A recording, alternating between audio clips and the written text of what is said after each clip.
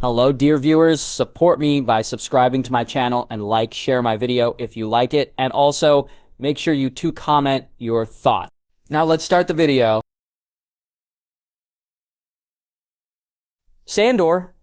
Life was good right now. The sun was shining, there was a mug of very good ale to one side, he had a belly full of excellent food, and above all, there was a giggling maid on his lap who had the kind of tits that a man could bury his face in, which is what he'd done the previous night, and from the giggling things she was whispering in his ear, he'd be doing the same thing that night and a lot more. He needed the distraction because he still had not the faintest fucking idea what he was going to do. Somewhere a raven was flapping its way south to Casterly Rock to tell whoever was in charge there that a message had to be sent to Clegane's Keep, saying that he was now the head of House Clegane, or what there was of it. It currently consisted of him. Just him. He wondered for a moment what his father would have thought about things. And then he stopped himself from thinking about that. He didn't want to get angry. Not now. Not with Beth whispering the kind of things in his ear that made him want to pick her up and take her back to his room. And then they both froze as a door opened to one side and the sound of screamed insults and general madness started to reach them.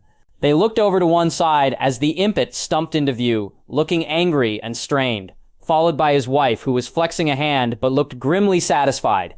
"Oh shit, that's the queen of bitches," Beth muttered, and sure enough, after a moment, two guards emerged with a struggling figure. Cersei fucking Lannister.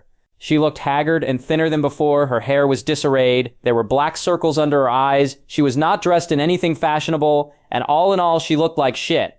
Oh, and there was the red mark on her cheek that looked like a slap mark. He looked at the imp's wife in her right hand, which she was flexing a lot, put two and two together and came to the correct conclusion. The imp's northern wife had a fire in her belly. Good for her.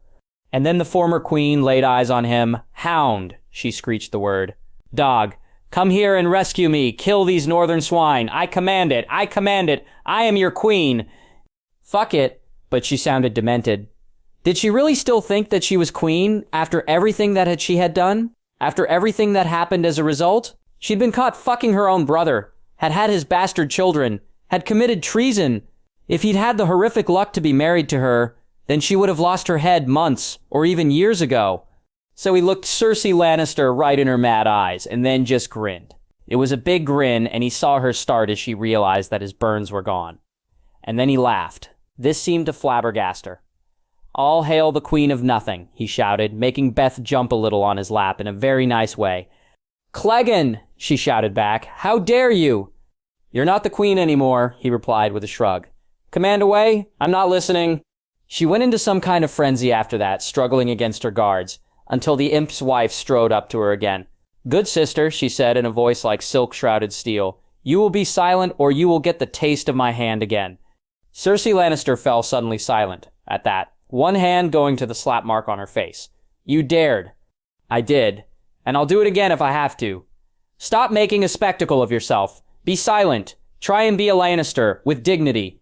Her eyes widened almost comically at this as she almost reeled backwards at the words that Daisy Sherstone Lannister, or whatever the fuck her name now was, had flung in her face. He had to admire her. She had balls for a woman and was a match for the imp. And now the imp strode forwards, with a face that oddly enough looked very much like his old bastard of a father. "Enough, Cersei. You have embarrassed House Lannister enough. No more. You are to go into exile and accept that?" Pale and shaking the bitch looked around the courtyard, at the imp and his wife, at the still forms of Robb Stark, and that odd wildling girl with the big tits to one side, and at the distant red-headed figure of Catelyn Stark. She seemed to almost prepare to hawk and spit on the ground in front of her. But then the imp shook his head with a dreadful finality. "No," he said the word in such a way that he sounded just like his father, and that seemed to break something in her. She wilted and was led to the waiting carriage to one side. The imp sighed and walked over to the men and women who were waiting by it, as the former queen was ushered into the carriage. "My sister will be a challenge to deal with. However," and here he held up a jingling bag of what must have been coins, "deliver her safely to White Harbor, and this will the first of 2 bags of silver for your pains. The other awaits you in White Harbor. Please do not listen to her many and insane lies about what she might promise you." The grizzled older man who accepted the bag nodded formally. "We'll get her there safely, Lord Tyrion, and put her on the boat to that island she's bound for." And that was it, really. They were all prepared to depart, it seemed, and after they mounted and passed out of the gate in front of them, a sigh seemed to go up and a tension seemed to lift. Well then, Beth said, she's gone, and good riddance to her. He stood then, with her in his arms, which made her squeak again. Aye, she's gone. My room? She looked at him, mischief and more than that in her eyes. Your room. And so he strode off with her. Whatever his duty was, it could wait. For a while, he had a growing feeling he was needed somewhere. Theon. Mother had sung songs about 10 towers to Asha and himself when they were very young. Songs that he vaguely remembered even now. Songs about how big and tall the towers were, how much wisdom the lords of Harlaw had, how beautiful Harlaw was. And now he was on the island and could see what at least one of the Iron Islands was like, and he wasn't impressed. He hated to say it, but it was true. Harlaw was nothing like the North. Where were the trees? Where were the mountains? Where were the resources? If he had learned anything from Lord Stark over the past years that he had been in the North, it was that you always had a running total in your head of what the lands around you could yield up. Crops, livestock, ores, lumber, people, hunting grounds, fishing grounds. Harlaw barely ticked off a few of those. He could see why the Iron Islands needed lumber. There were some trees, but nowhere near as many as even the rockier part of the North. He thought of the wolfswood and wanted to shake his head. Mist padded up to him and waffled at his hand until he grinned at his direwolf and scratched behind his ears, until Mist closed his eyes in ecstasy and leaned into his hand, as a rear paw started to beat a lazy tattoo on the floorboards. Knuckles rapped on the door, and instant after, Mist suddenly turned to look at the door, giving him the slightest of warnings. Knuckle Roderick was standing in the doorway, watching them both carefully. Dion? Nuncle. The older man strode in, stopped and looked him up and down. You have the look of your mother about you. But speaking as a Harlaw, I would say that, wouldn't I? He smiled slightly. You have the open mind of a Harlaw, anyway. He thought about the Theon that Robb knew from that future that never would be, and smiled wryly. I'll always try to have a more open mind than my father. The reader pulled a face. You know what I think about your father from our letters. He's not the Greyjoy his father was. Ironically, perhaps you could have been. Your sister will have to be it instead, as you have tied yourself to the North so completely. I had to, he replied, stroking Mist between the ears absently. Nuncle, I was there in Winterfell when the call was sent out. I was in Lord Stark's solar when it was sent. It ran through me like nothing else I have ever felt. And then he took a deep breath. Nuncle, I have seen the wall. I have seen whites. I have killed them. And I have seen others. I know it's coming for all of us. His uncle looked at him and then nodded slowly before squinting at him. Asha says that you have a weirwood pendant and a tale that I must hear. He pulled the pendant out and then sighed slightly and told his uncle the full tale of both dreams. By the time he finished, the reader staring at him with an odd set look to his face. After a long moment, his uncle finally nodded slowly as he visibly thought things through. That, he said hoarsely, and then he coughed and seemed to shake himself. That explains a great deal about your actions, Theon. I understand better than most. Did Asha tell you about the room of runes that was found at High Harlaw? She did, and what the runes meant. Our ancestors knew something that frightened them. He nodded in turn, and then he sighed. Did Asha tell you about what we saw at Barrowtown? The reader frowned a little. She did not. What happened? So once again, he told the tale of what they, and all who had been on the wall at Barrowtown, looking at that eerie mist, had seen. When he stopped speaking, he could see that his uncle was deeply shaken. The timing fits. Fits what? His uncle strode over to a chair and sat down. Odd fog was seen on the northeasternmost part of Harlaw more than 10 days ago. It wouldn't move with the wind, and then, after an odd light was in the sky on the far horizon, it vanished. Based on your take and the times, they fit. Theon found himself shivering for a moment. The shades of the dead, those who wanted to go to the Oath Stone to join the others there. He paused for a moment and then frowned. Was fog reported on any of the other islands? Great Wyke, the reader sighed a little. We have some scattered reports from some of the other islands of something similar. Fog that gathered in places for days before vanishing on the same day. He nodded slowly. No word from my father on the fog. This got him a bitter smile from his uncle. No. No word? Then he paused and ran a hand over his forehead. Your mother is here at 10 Towers. She has not been well for some years now. She mourned your brothers deeply, and your father never understood the depth of her grief. But she heard the call, heard it loudly. She's more focused now, better. You should see her. Mother, his heart seemed to stop for a moment. I have not seen her in years. She will welcome the sight of you. His uncle looked at Mist and then quirked a smile. I am not sure what she will make of your direwolf, though. He laughed softly and then ruffled Mist's fur between his ears. She'll understand that Mist and I are as one. I might not be a warg like some of the Starks, but there are times when I wonder what it might take to be one. The reader nodded slowly before looking out of the window. I will be taking the Lord Hand to High Harlaw so that he can see the runes. You should come to see them. He paused and winced a little. Your other uncle, Victarion, has seen them. You should see him too. The runes have changed him. Changed him how? He wants to go to the wall. He wants to see things for himself. He'll have a limp for the rest of his life. He was wounded in the battle here, but he has a more open mind than he used to. And I take it that a message has gone to my father. To meet, to parley? Hey, and Uncle Roderick sighed. It has, and I have no doubt that your father will do something stupid during it, but having Stannis Baratheon there as the hand of the king, and you as Lord Greymist, will be a reef that he won't be expecting. And with that he stood, nodded at him, and then left. Theon watched him go and then went back to the window. He really wanted to be back in the north. He wanted to be building his holdfast, picking his people, and he wanted Rosier. He put a hand to his weirwood pendant and sent up a brief prayer to the old gods. He wanted to finish this business and go home. Robert, gods, but he'd missed this. Riding on campaign again, the greatest campaign in the history of Westeros, certainly since the conquest, was something that made him feel alive again. He'd missed this. Riding at the head of what was almost a vanguard of an army, heading towards a battlefield. And what a battlefield. The further north they rode, the more he saw why it was that Ned had never returned to King's Landing after the war. He was too busy running the north and trying to grow it. The north was huge and harsh. It was cold, and the further north they rode, the colder it got. Ned had given him a lot of advice about what to wear, and their party had benefited from those words of wisdom. Even his former good father had listened to his quiet amusement. Hidden and quiet, obviously, he was being careful in how he treated the man. The resources of the Westerlands, their gold and silver especially, would be vital in the war that lay ahead. And he had to be careful about that as well.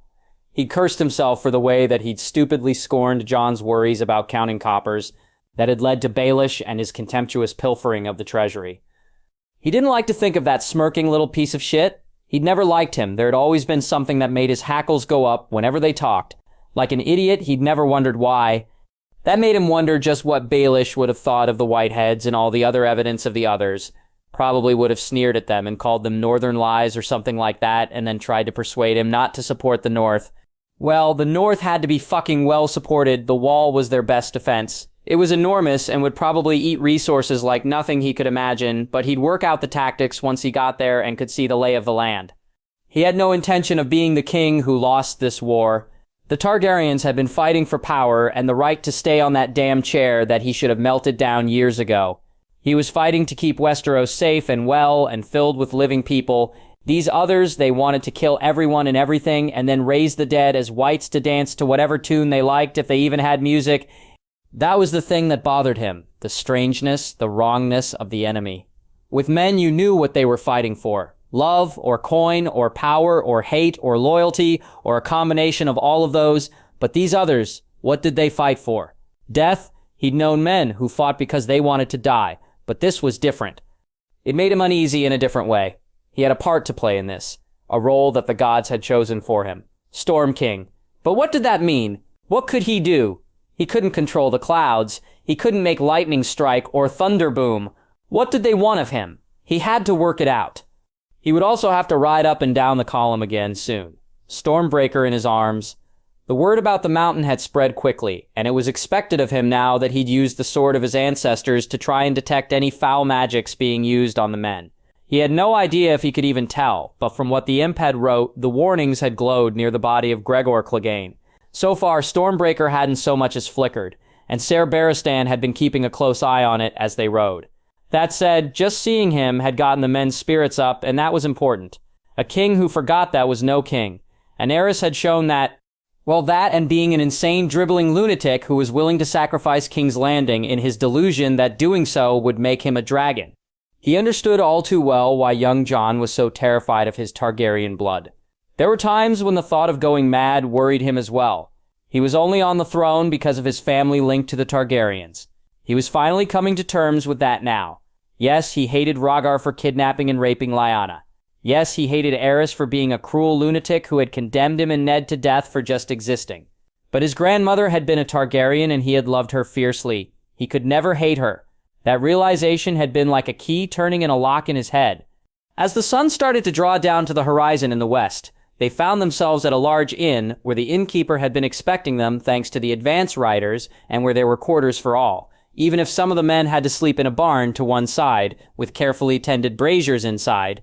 He made sure that everyone was settled, a lesson that Jon Arryn had drummed into him, and then made for his own room where there was a hip bath ready with hot water in it and a giant scrubbing brush, the application of which on his back made his eyes cross with pleasure.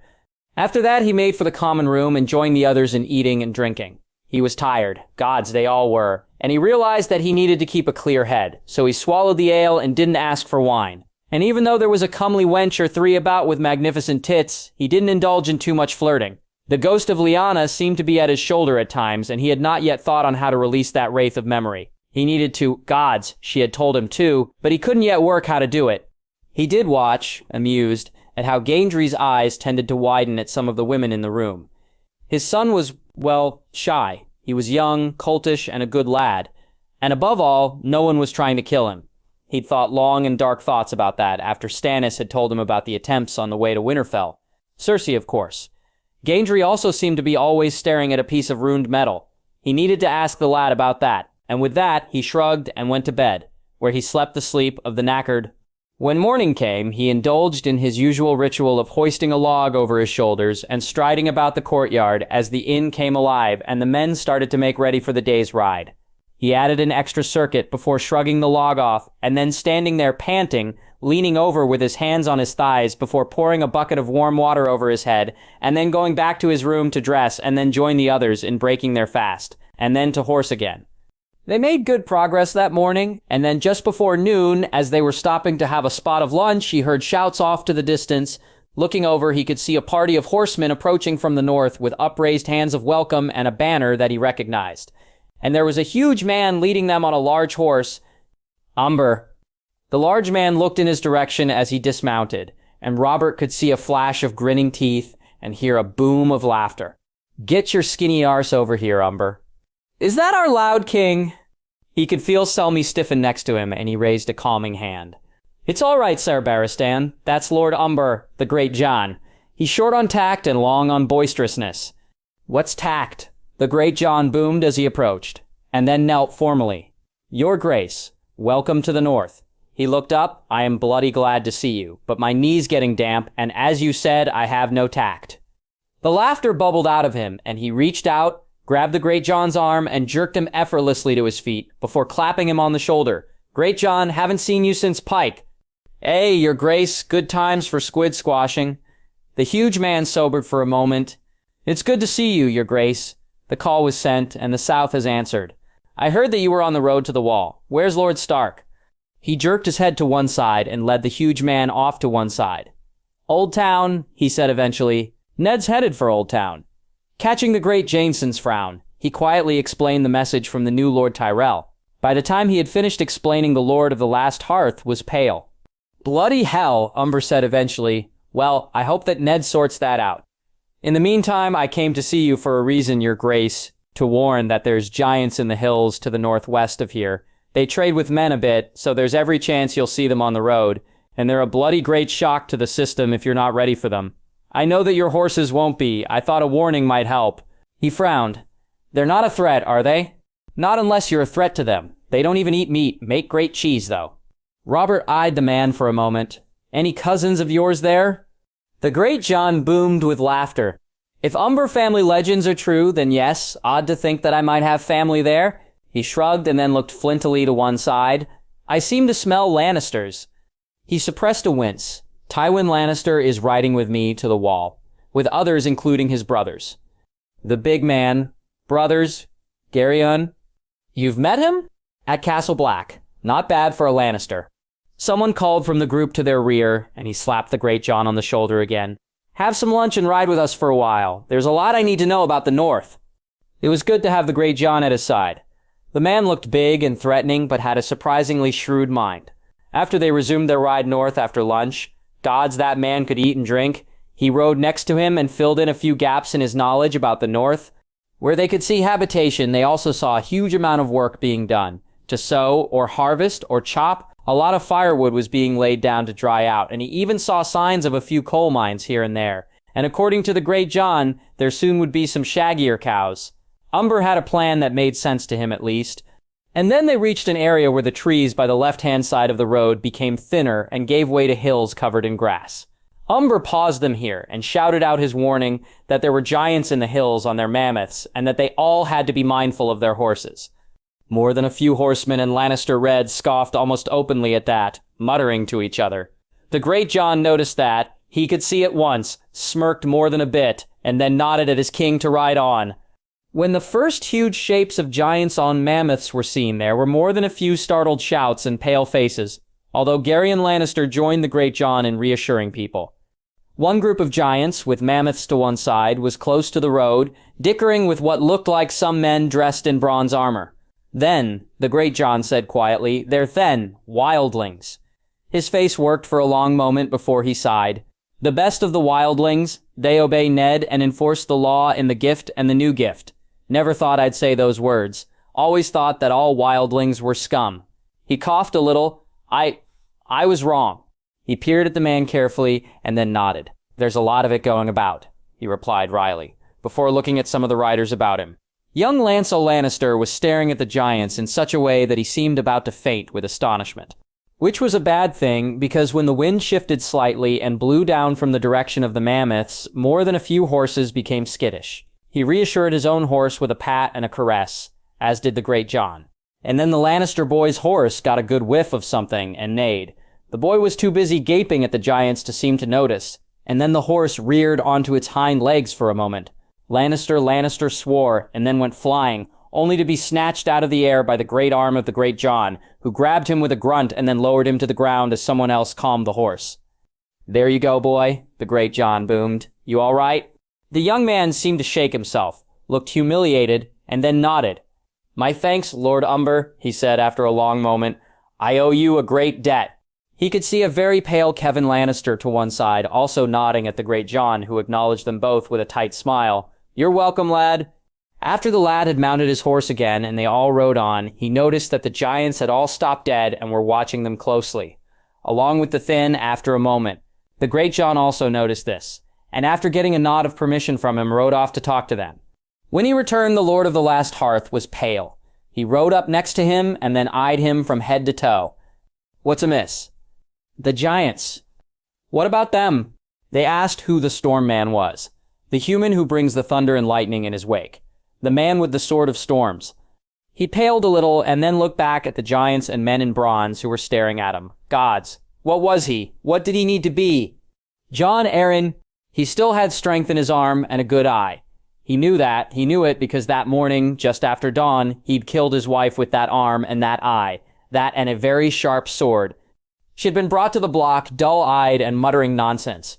Something about darling Pettier and babies. He wanted to tell her that her Pettier was squatting in one of the nastier hells somewhere that was reserved for thieves and cuckolds, but he could tell at a glance that his words would have been worthless, that she would not have heard them. She had been lost to madness and had been there for some time. So instead, he pricked at her back with the point of his sword, just enough to make her arch her back and stretch her neck in shocked surprise, and then he had picked the spot on her neck to aim for and swung. He had struck hard and true, and his sword had severed her neck with one blow. He'd been glad that her head had fallen with her face to the ground. He didn't want to see her last moments, her eyes rolling, her mouth trying to open and scream.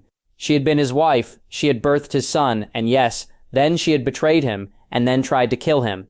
Now she was with the Silent Sisters. Her bones would be taken back to the Vale and quietly buried near the Bloody Gate.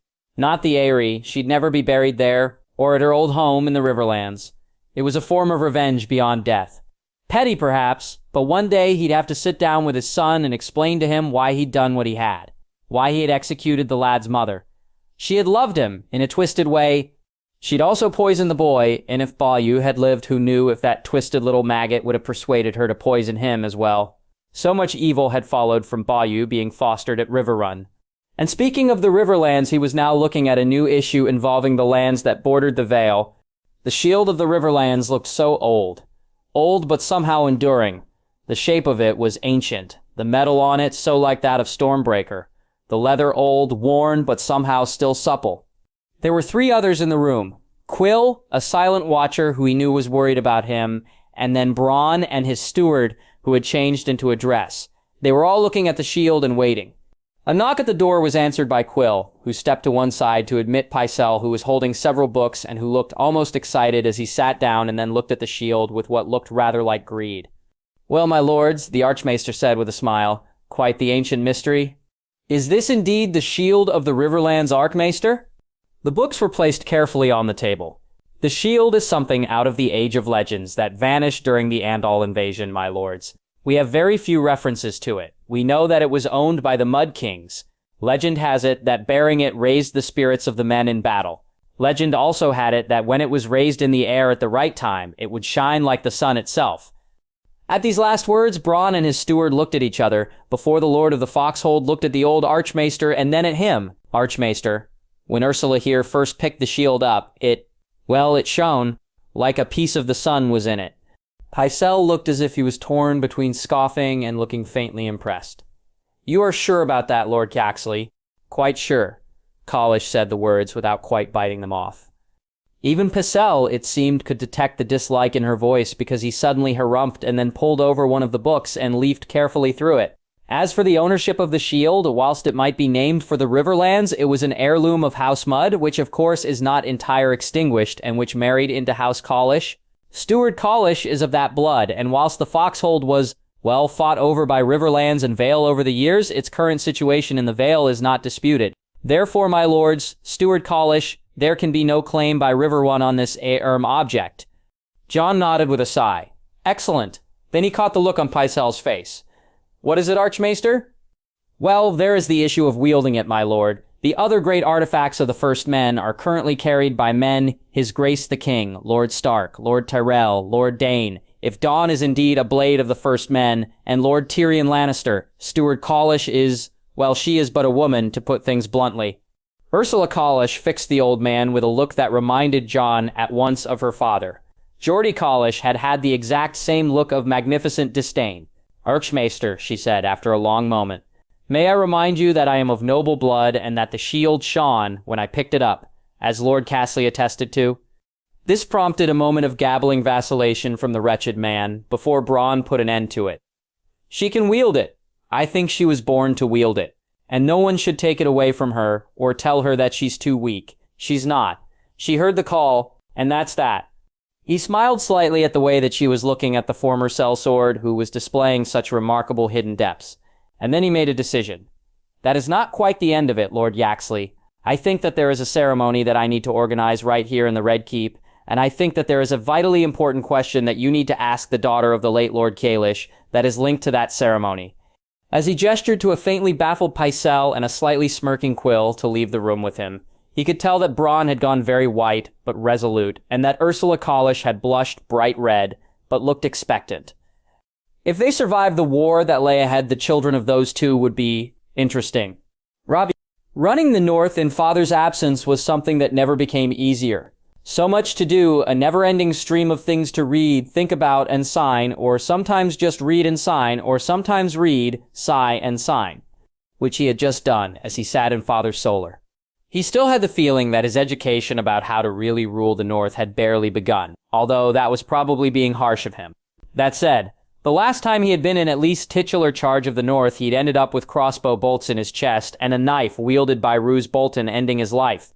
Was he more cautious now? Yes, he was.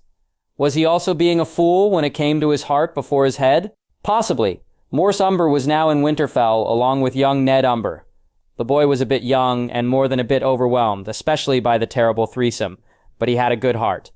Arya was so far utterly unimpressed by him. Well, perhaps that might change. As for Morse Crowfoot, he was frankly a force of nature. His height and powerful build were extended by the Snowbear cloak, and his ability to drink vast quantities of ale were already making him something of a, some regarded him with awe and some thought he was a rowdy drunk. Rowan, the mother of Val and Dalla, would be at Winterfell in the next day or so, and he was feeling extremely anxious about that. Was he being a fool about this? He knew what father wanted for the North, the wildlings added to the population of the land. turned from enemies into northerners, expanding the population of the land. Val was someone extraordinary. Beautiful, deadly, intelligent, and someone who intoxicated his senses. He wanted to back away at times. He knew what his last mistake had cost him. In the meantime, he had also been wandering about Winterfell, Grey Wind at his heels, looking for something that he had not the faintest idea about. The Green Man had told him to search for hidden things. But what could be hidden? He'd stared at the map of Winterfell for far too long and then walked the walls and stared down at it. Was there a lost building somewhere? If there was, then there was no sign of it. Was there therefore somewhere underground? But they had been through Winterfell after Father had been given the Hearthstone and found nothing. He paused and drummed his fingers on the table. That said, they hadn't found the annex in the crypts with the graves of the wargs until after Father had been possessed by the spirit of one of their ancestors. He couldn't count on a similar possession. He was missing something. He just didn't know what, and so he left the solar and went out into the main courtyard. The terrible threesome were nowhere in sight, probably because Shireen and what Bran had named her wagging finger of scolding had scared them off somewhere. From the strains of a harp in the distance, Darmeric was also somewhere nearby, and where Darmeric was, Sansa would be too. Those two were a good union, especially as Darmeric was nothing really like his father. There were times when he thought very dark thoughts about Rose Bolton, and then other times when he forced himself back from those thoughts. He had a nagging feeling that he needed to look deeper into Winterfell. The broken tower was being repaired, as was the first keep. The more he thought about the hidden room in Father's solar, the more he wondered if that had been an earlier tower that had been enclosed within the building that had enveloped it. This needed a master really, but as Luwin was rather busy with Mother and the other pregnant ladies of Winterfell, he couldn't really vex him with all of this. Perhaps he needed to walk through the crypts again. It might not hurt. Jon Stark, as the coast of Harlaw vanished astern at dawn, he stole a look at Theon. He was standing on the starboard side of the ship, his hand on Mist's head. He really did seem to gain strength from the dire wolf. Jon did not approach the pair. He knew what he was thinking. He was preparing to meet his father and reject everything he stood for. He looked back at the helmsman. The reader was standing next to him, talking quietly to Asha Greyjoy. The older man was the opposite of everything he'd thought the Ironborn to be. He was quiet but authoritative, studious but still fierce when he had to be. The moment that he'd shown them the room with the glowing runes had been one that would remain in his memory for many years to come. It had shaken them all.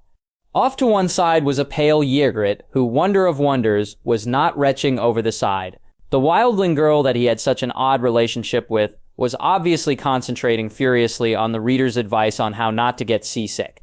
The reader bellowed a series of orders at his men that caused them to pull on various ropes whilst releasing others, and after a moment he felt the ship shiver slightly as it started to somehow slip through the waves even faster. "Aye," said Asha as she approached him, and then looked up at the sails. "My nuncle knows his bloody business. We'll be there well before sunset." He pulled a slight face. "What will your father do when he hears that we're coming?" The Ironborn woman, she was no girl, not now, stared ahead and set her face a little as she battled with what to say.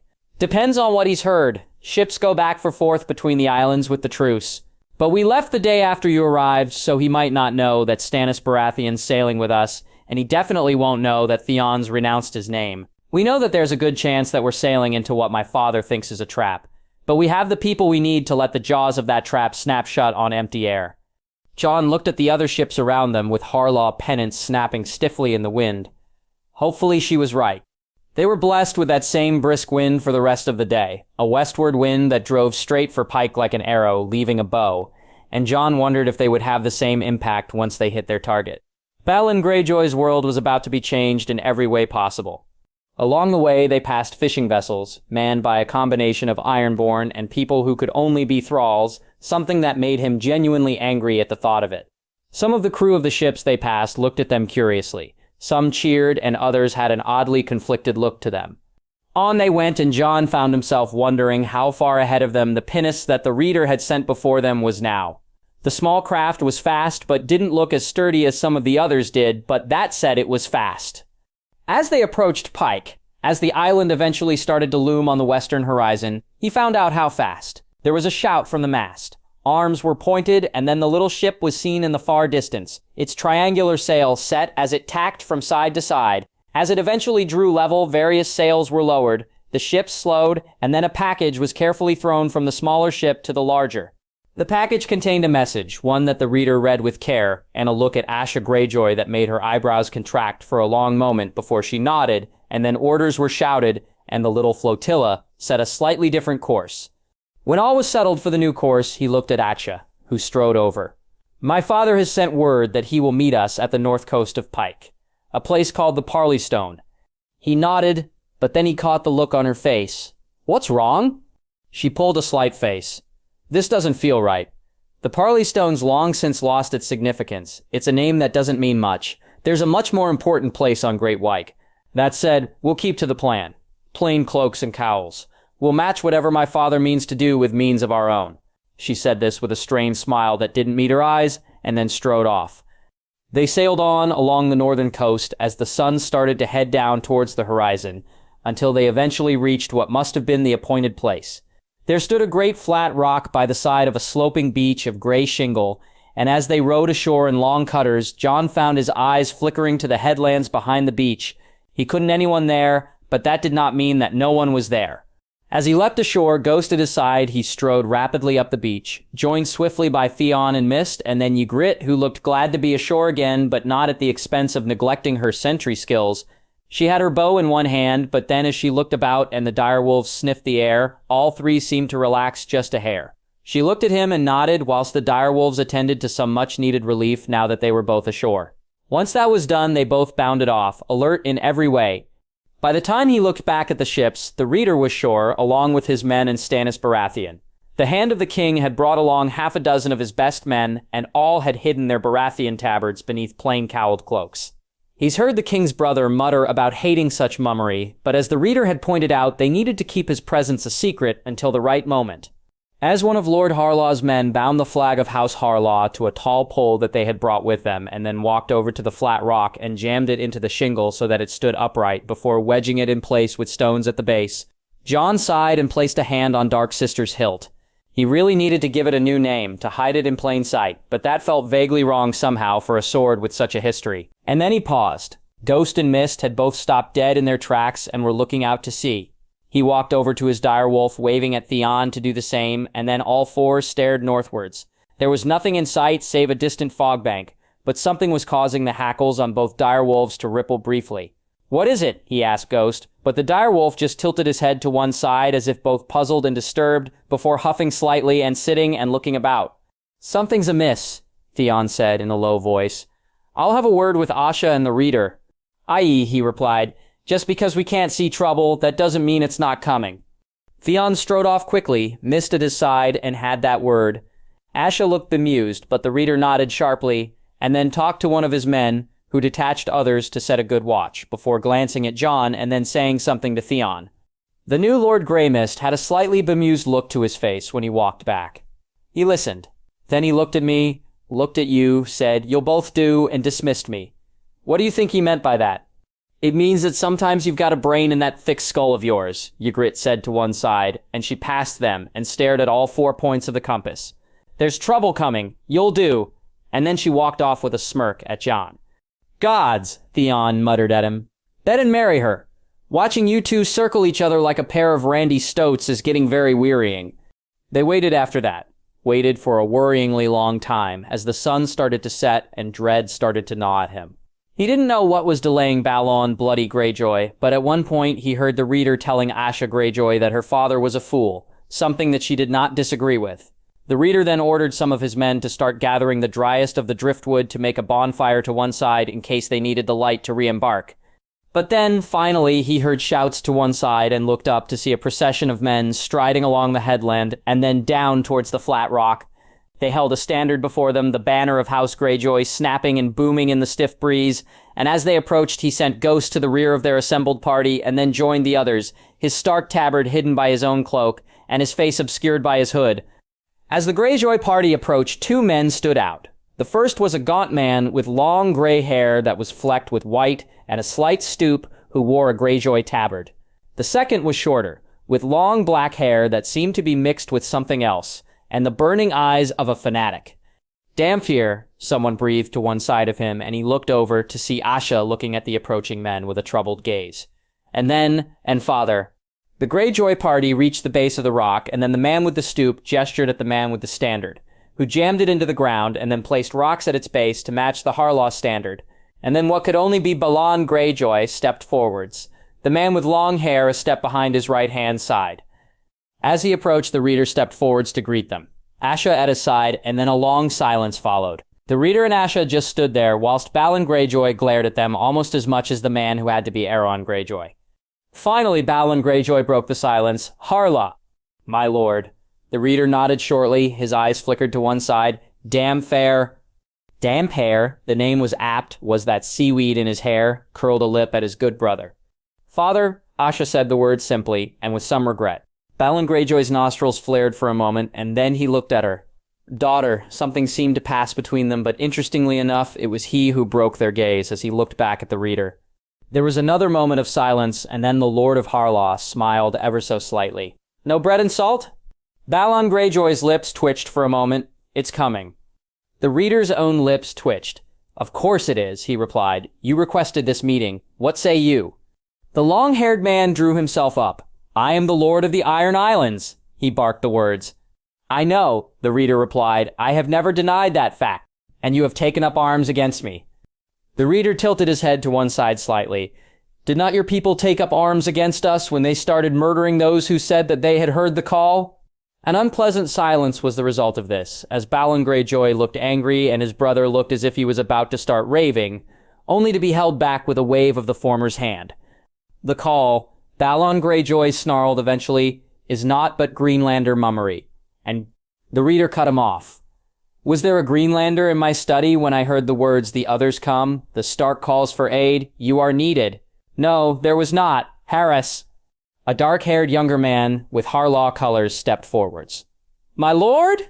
Where were you when you heard the call, nephew? At sea, my lord. Any Greenlanders with you? Not a one, my lord. Red spots burned in Balon Greyjoy's cheeks for a moment. This call was... You heard it too, didn't you, father? The question by Asha was direct and seemed to pierce the Lord of the Iron Islands, who deflated a little and looked about with more than a hint of uneasiness. We are loyal to you, Lord Greyjoy, the reader said firmly. All we wish is to help at the wall. What is the threat in that? However, if Balon Greyjoy looked deflated, his brother was the opposite. He seemed to swell with rage. The drowned god denies the call. The drowned god is all. No help for blasphemous Greenlanders. The reader looked at Damhair with a look of utter disgust. Asha, he said eventually, who did you discover is sending help to the wall? All of Westeros, Asha replied grimly. From Sunspear and Highgarden to Dragonstone and Tarth. Even the old lion is sending help. Balon Greyjoy snorted. That sour old bastard has to after his children were caught fucking. But Dample was not finished. The call is a nonsense. A lie from Greenlanders, their so-called old gods that do not exist, the drowned god, was once one of them. We know the truth now, Damhair. I have read the runes. We know the truth. When did you suspect that your drowned god is mad and dying?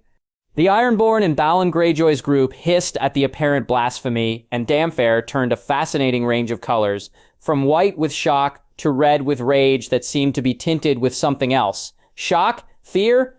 Enough. The word came from the lips of Stannis Baratheon, who stepped forwards and shrugged off his hood and cloak. Behind him, his men did the same, and the Baratheon stag was visible on all their chests. Enough. I am Stannis Baratheon, the hand of the king. I speak with his voice, and the king says this. There will be peace in the Iron Islands. There was a shocked silence, and then Balon Greyjoy raised a trembling finger. Stannis Baratheon? He hissed the name as if it pained his lips to say it. Stannis Baratheon? You seem to have heard of me, the Hand of the King said dryly. But you may call me my Lord Hand, as befits my title. The enraged Lord of the Iron Islands rounded on the reader and Asha. That's why you were at Winterfell, to bring this man with you. Stannis Baratheon, the Butcher of Fair Isle. Yes, Asha said steadily. Father, it was the only way to get you to see sense. By bringing him here, the Butcher of Fair Isle. Stop saying that, the reader snapped. I was at Fair Isle. You were not. He killed your sons. This time it was the reader who swelled with rage. No, he did not. You killed them both. You, with your insane war that you could never win. You gambled that Robert Baratheon, a man who loves war, would not be able to bring the full force of Westeros onto us. You committed us to a war that we could never win.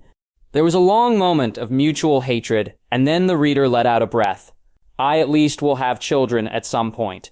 My wife is with child, and the hand of the king is here to remind you that the king wishes for peace in these islands. Thank you, Lord Harlaw. Stannis Baratheon rumbled before stepping forwards, one hand resting casually on the pommel of his sword. The crown has heeded the call. The king rides for the wall, to help the Night's Watch fight the ancient enemy there. The others have returned, and they care not a whit for our squabbles. We are fighting for each other, and if you think that the others do not care about you here, then you are wrong. The Iron Throne will look favorably on those who help in the north. It will look askance at those who do not, or who hinder it. Balon Greyjoy looked from the hand to the reader, and then back again, his face working through a number of emotions. Father, Asha said quietly, I have been to Winterfell. I've seen the king there, and I've seen things that you need to know about. The shades of the dead gathered at Barrowtown, until Ned Stark and his son bade them to leave. Strange fog gathered at Harlaw, and vanished at the same time that the dead were dismissed in Barrowtown. Father, magic has returned. The others are out there. As your heir, I urge you to see reason on this. As my heir, daughter, you presume much, and strictly speaking, Theon is still my heir. No, he is not. Stannis Baratheon said the words flatly. Asha is now your heir. Balon Greyjoy did not blanch at this. He did not curse or wince. He simply flicked an eyebrow up and down. Ned Stark took his head then. Well, he was a hostage after all. The words were said in such an indifferent way that Jon blinked and then bristled. Theon was not his friend in the way that he was Robb's, but he was closer to the new Lord Greymis than he had been before. No, and now it was Theon's turn to shed his hood and cloak before clicking his fingers and summoning mist. He could have after finding out that you rebuilt the Iron Fleet, but he did not. Instead, I have renounced my Ironborn heritage. I am Lord Greymis now of the North. The blood drained from the face of Balon Greyjoy as his men muttered behind him. Finally, he rallied enough to say, Theon? Father, Theon replied flatly. Did you hesitate about my fate for a moment before you ordered the rebuilding of the Iron Fleet? Was my life, the life of your last living son, worth nothing to you? His eyes were blazing and his father could not meet them for long. We had to be strong, he muttered eventually. If you are truly Ironborn, then you'd understand. What I understand is that my father abandoned me to my fate as a hostage. He looked down at Mist and then back up again. So why should I not abandon my father's name? I am Lord Greymist of the North. I am a lord of the North. A dog to the Starks, Balon sneered. Good then that you ran away from your heritage. You are indeed no Greyjoy boy, and I see that you have a dog of your own. He's a direwolf, and Lord Stark has been a better father than you ever were. And have you abandoned the drowned god? Damthair shook his head in disgust. Your father is right. It is better that you are lost to us. The drowned god? Theon almost spat the words. The old god saved me from him. You see this? He pulled out the weirwood pendant from his shirt. They gave me this after I dreamt that my brother Roderick tried to drag me to him. I dreamt of an island made from bones set in a sea of the dead. Roderick was dead and rotting, but he was still alive in some way that I don't understand, and he wanted me to meet this thing that stank of madness on a throne by the shoreline. I killed Roderick, and the thing chased me onto a boat where I was saved after I chose the old gods. Another silence fell, with many of the men muttering behind Balon Greyjoy, who had an odd expression on his face, as if he was troubled. Damthair on the other side had gone as white as a sheet. An island made from bones, boy, he croaked the words slowly. And? A smell? A stink of foulness, Theon said softly, and I woke up to find this pendant around my neck. It was more than a dream. I don't fully understand it even now, but I follow the old gods. Damthair fell silent and stared at Theon as if he was not sure what he was, whilst Balon Greyjoy just stood there, his face still working until he finally groaned and then rubbed his hands over his face. Oh, he said slowly. Very clever, Harlaw. Well played. Well played indeed. Asha is now my heir, Theon is lost to me, and you have forced the truce on your terms, not mine. I have played nothing, the reader said, tilting his head to one side. This is all the work of others, and of you. You were the one who denied the call. You were the one whose orders broke the Iron Fleet, and you were the one who wanted this parley. The Lord of the Iron Islands just looked at him and then stared at the sea. When he looked back, Jon could tell that something had broken within the man. He clicked his own fingers, and his ghost padded out from behind everyone. He could see that Balon Greyjoy was looking at him. Another direwolf? Who are you then? He undid the cloak and showed the Stark tabard on his chest. Jon Stark. Here to bear witness for your father? Hey. Well now, the bastard of Winterfell is here as well. My humiliation is complete. He did not rise to the bait. Instead, he just repressed his temper and placed a hand on Theon's shoulder. The North has welcomed Lord Greymist. Balon Greyjoy's lip curled, and then a pair of hands came together in a clap of delight off to one side. Ah, to be present at such a moment. House Greyjoy and attendant dogs and vermin united in one place. I'd cry if I could, but that's no longer possible for me. The speaker was a slender, bearded man with long black hair and an eye patch over his left eye. The right eye was blue, and it shone with malice and amusement, whilst for some reason the man's lips were blue, and he was alone, standing there dressed in black leather breeches and a white shirt under a black leather doublet, but alone, with just a short sword and a dagger on his belt. Crow's eye. The reader hissed the words before looking at Balon Greyjoy. I was warned he had returned from his exile. Why is he here? Asha had one hand on her sword, and all of the reader's men were looking alert. Jon remembered what Asha had said of her mad uncle and placed his own hand on the hilt of Dark Sister. Balon Greyjoy shook his head. Brother, things have changed. Leave. Euron Greyjoy threw his head back and laughed. Oh, Balon, did you really think that I am here to help you? That your poor, pathetic plan to force a peace on these miserable pile of iron-rich rocks was ever what I wanted? You always were a fool? Everyone stared at him, Ironborn and Mainlander, in confusion. Eventually the man stopped laughing and looked at his oldest brother. I'm here to kill you. A languid hand waved at the others. All of you, actually. I am here for power, the kind of power that you can't even begin to understand. You are all beneath me now. Jon stared at him, confused, and then at the horizon in all directions. There was no threat that he could see. Is he mad? Whoever asked the question was speaking what he was thinking. Euron Greyjoy walked forwards a step. Damn fair. Why don't you explain to everyone why you're so worried about your dying god? Yes, I see that look in your eyes, that look of utter panic. You know as well I do that he's dying as he clings to that ledge and begs for scraps from our tables. A rape here, a murder there, a curse, crumbs to feed a dying creature. A look of false pity crossed his face. We should put him out of his misery, surely? Is that not the right thing to do? The look was replaced with one of mad glee. But the opportunity that would emerge. When he dies, a void would be there. A void that can be filled. A new god. A young virile god. The grin somehow grew wider. Me. He's mad, Ygritte stated very firmly. He's out of his mind. Euron Greyjoy frowned slightly as he looked at her. A wildling? Here? How odd. And then he fixed his eye on Jon. A Stark, he said the last word flatly, with something in his voice that might have been a tremor of uncertainty. A Stark. A meddling Stark, full of rectitude and honor and without any idea of how to use the magic in your veins from your child of the forest ancestors. Jon blinked at the man. What? But then the one-eyed man waved a hand. Irrelevant, you die today, you all die today, and I take a step towards achieving my goal. Bold words from just one man, the reader said with narrowed eyes. Where is your crew?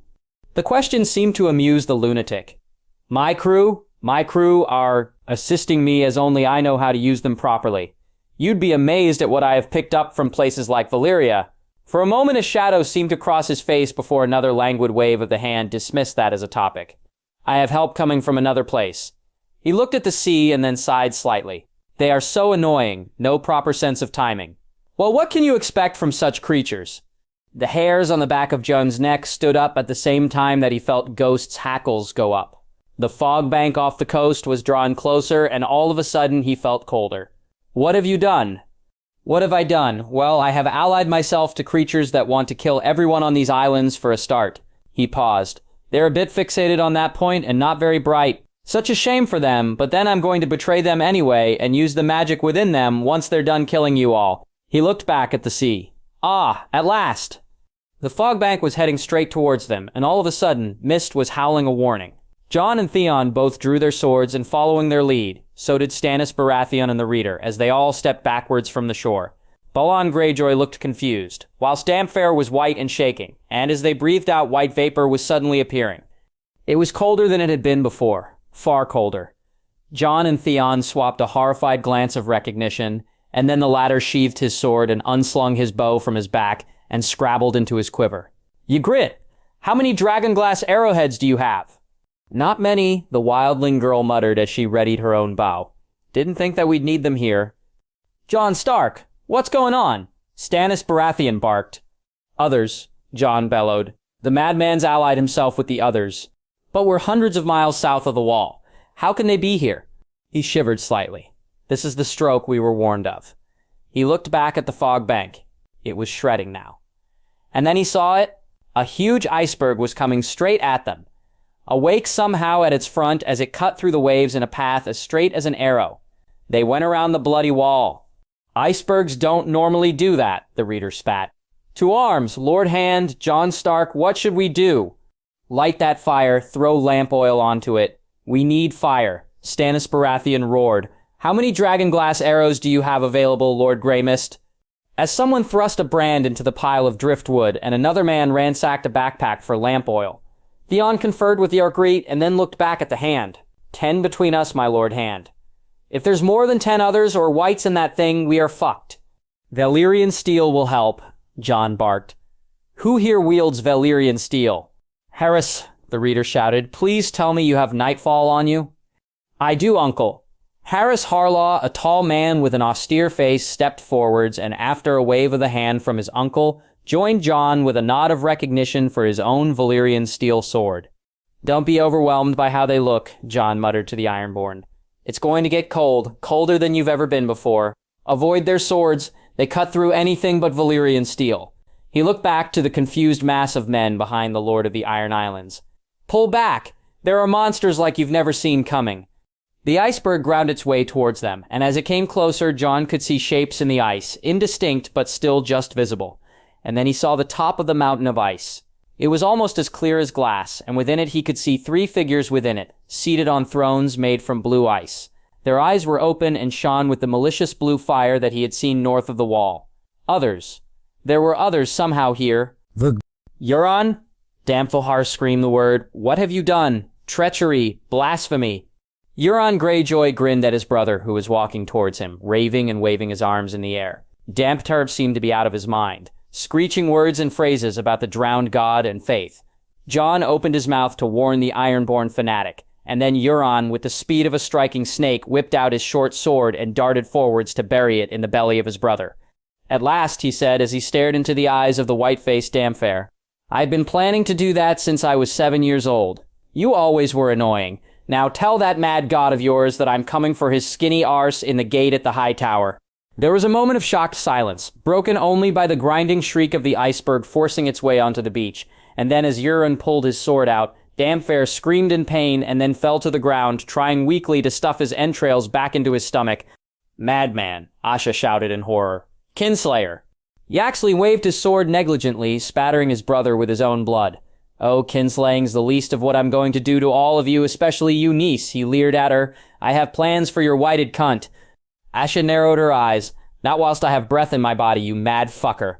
That's the point, Etcha, her uncle laughed. That's the point. You won't have a say in anything. Aha, at last. The iceberg came to a halt, and then suddenly, the top of it seemed to shiver, and then shatter, as the 3 figures stood up from their thrones. White hair whipped in the wind as those inhuman eyes gazed down at them all. And the lead other raised his sword into the sky, and then brought it down into the ice beneath its feet.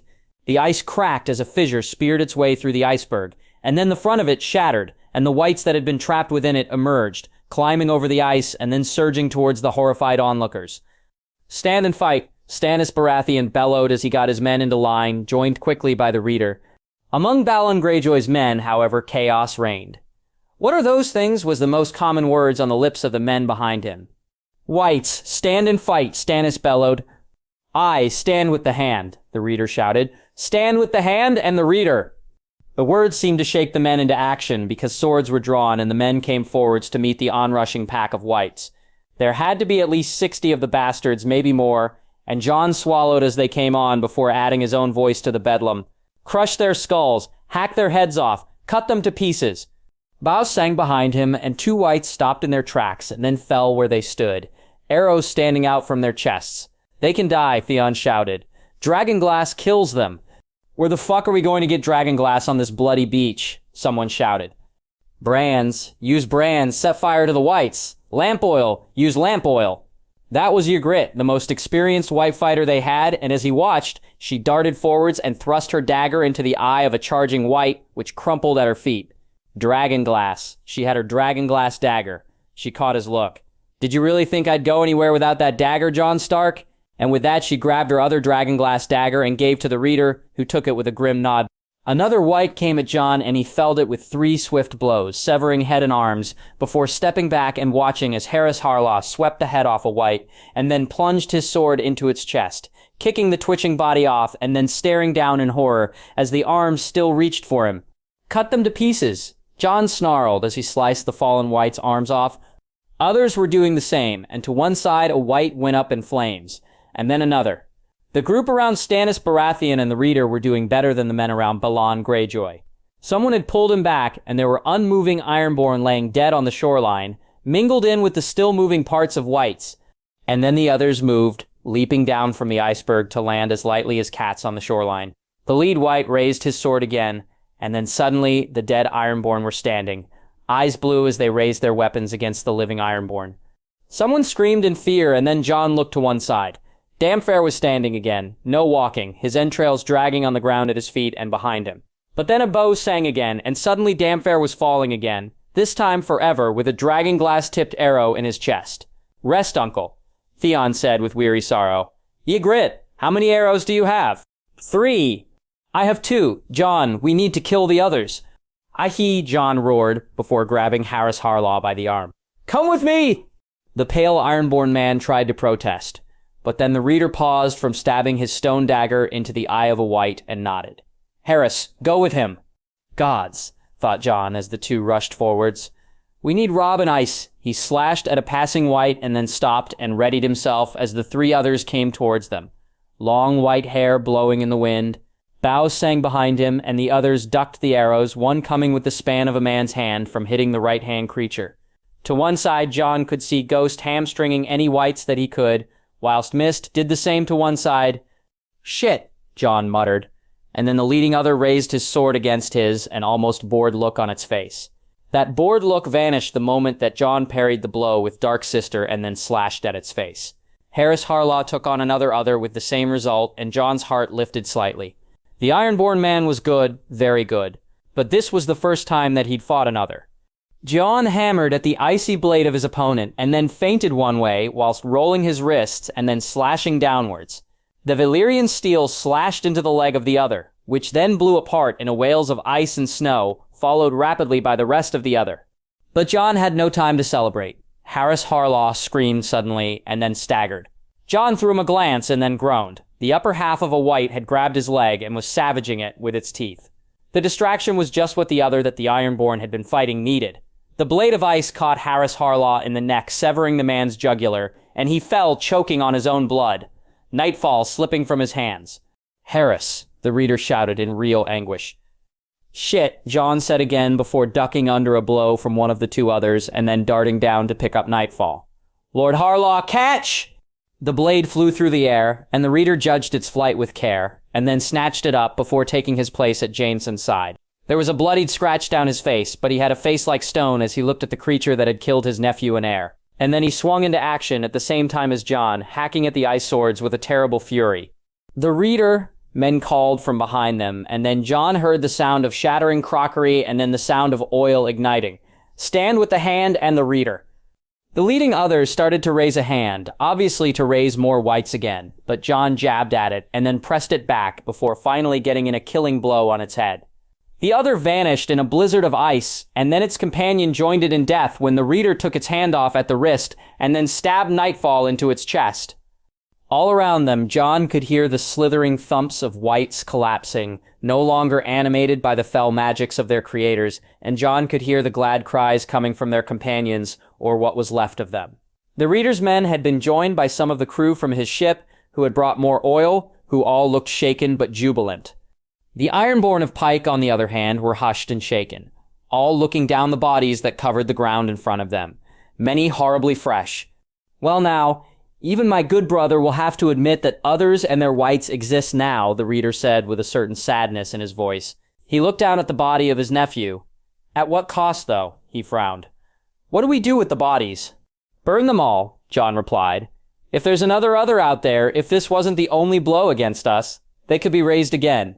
We can't take the chance." Well fought, Stannis Baratheon said as he cleaned his blade.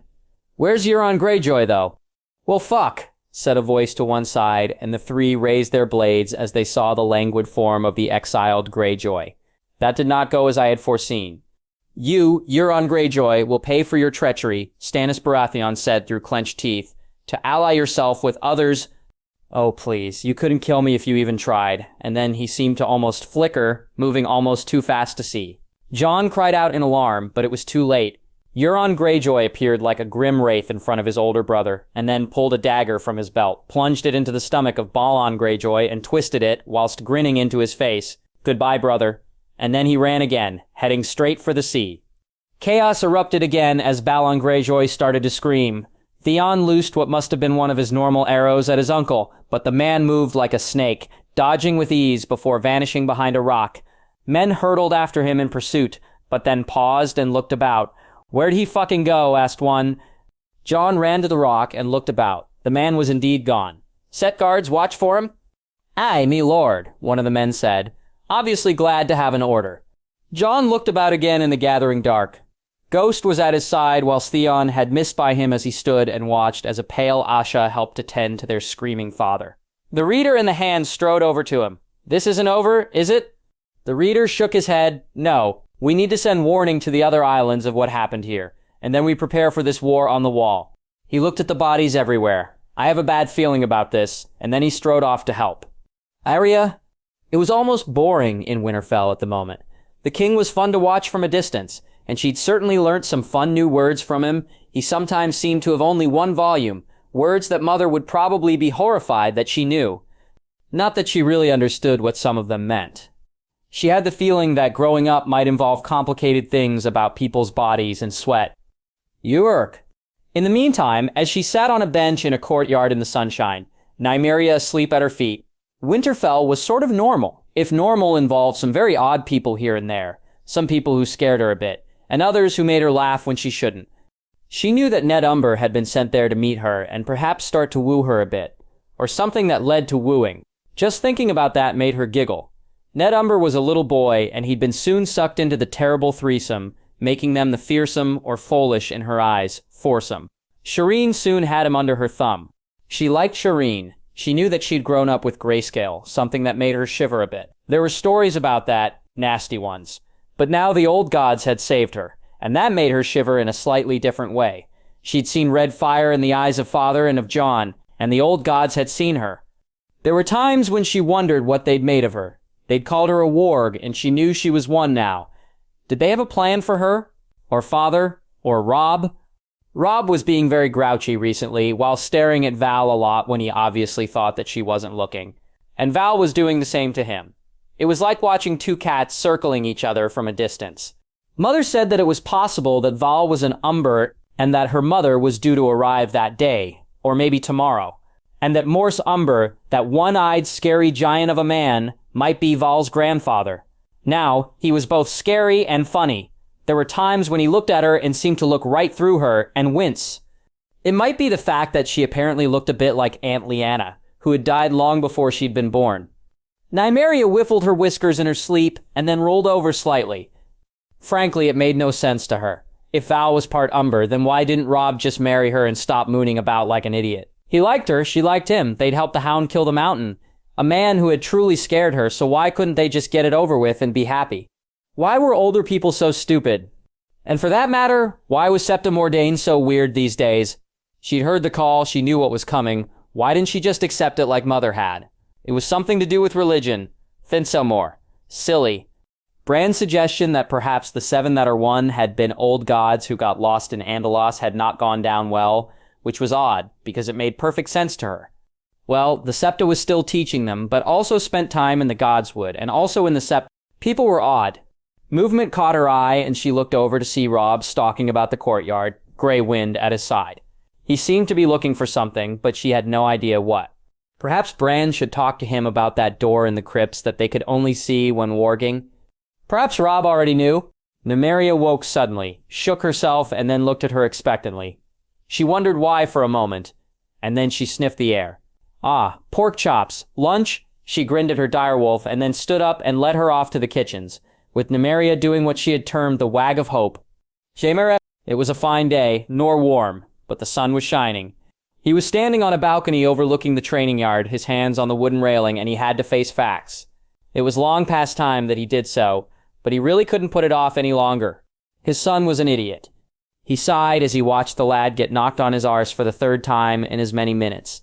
Thorne had paired him against a scrawny lad from the Reach, who had arms like twigs and a tendency to make the same mistake many times in a row, and he was thrashing an increasingly dismayed Joffrey.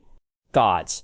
If Baratheon could see them now, he'd piss himself laughing. He forced his eyes away from the sad spectacle, and then he realized that the old bear was approaching him with a look of resolve on his face. "You need to do something about the lad," Jeor Mormont rumbled. "I can tell that Thorne regards him as shit on the bottom of his boot already." The raven on his shoulder cawed almost derisively, as if he disgusted it. He could tell at once that he was right. The thin-faced man was regarding Joffrey with utter contempt written all over his face, before shaking his head and looking away. "Break!" Thorne shouted. "Catch your breath, and wipe that mud off your arse, Hill." Jaime ran his hand over his face as Joffrey slumped against a bench and looked around him. Their eyes met for a moment, but then he made himself look away. Gods. Boots sounded on boards, and he looked to one side to see that Thorne had joined them. The Master of Arms at Castle Black looked at him with a sneer, and then jerked a thumb in the general direction of Joffrey. "Gods almighty, who taught that little shit? He holds a sword like it's a bloody rolling pin, and he'd do about as much damage." The Hound, Sandor Clegane. Jaime shrugged a little. "The problem is that the boy never listened. He was always looking around for the nearest pretty girl, or thinking up new lion-related names for his sword." Thorne curled a lip in his direction. "He doesn't bloody listen even now." And Jeor Mormont growled, "Every now and then he keeps telling people he's a prince. Is he a lackwit? The boy's a bastard." The boy represented his utter dishonor, but Jaime could not bring himself to say that. "I'll talk to him," he said after a long moment. "I'll try and knock some sense into him." "Good," said Thorne, "because if you don't I will, and I'll beat some sense into him. No man of the Night's Watch in his right mind would want that little shit by his side when the others bring their whites to the wall. Not the way he is now. Talk to your son, Kingslayer, now." His fingers clenched on the rail he was gripping.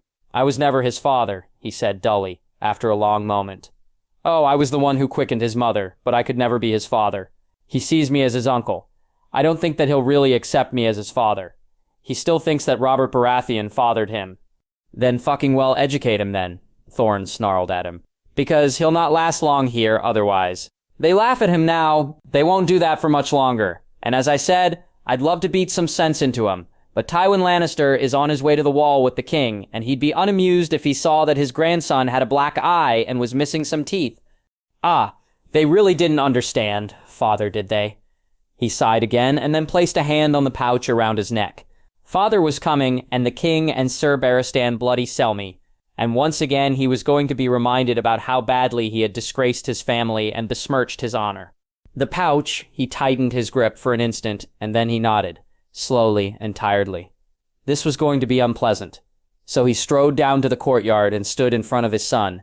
"Joffrey, come with me now."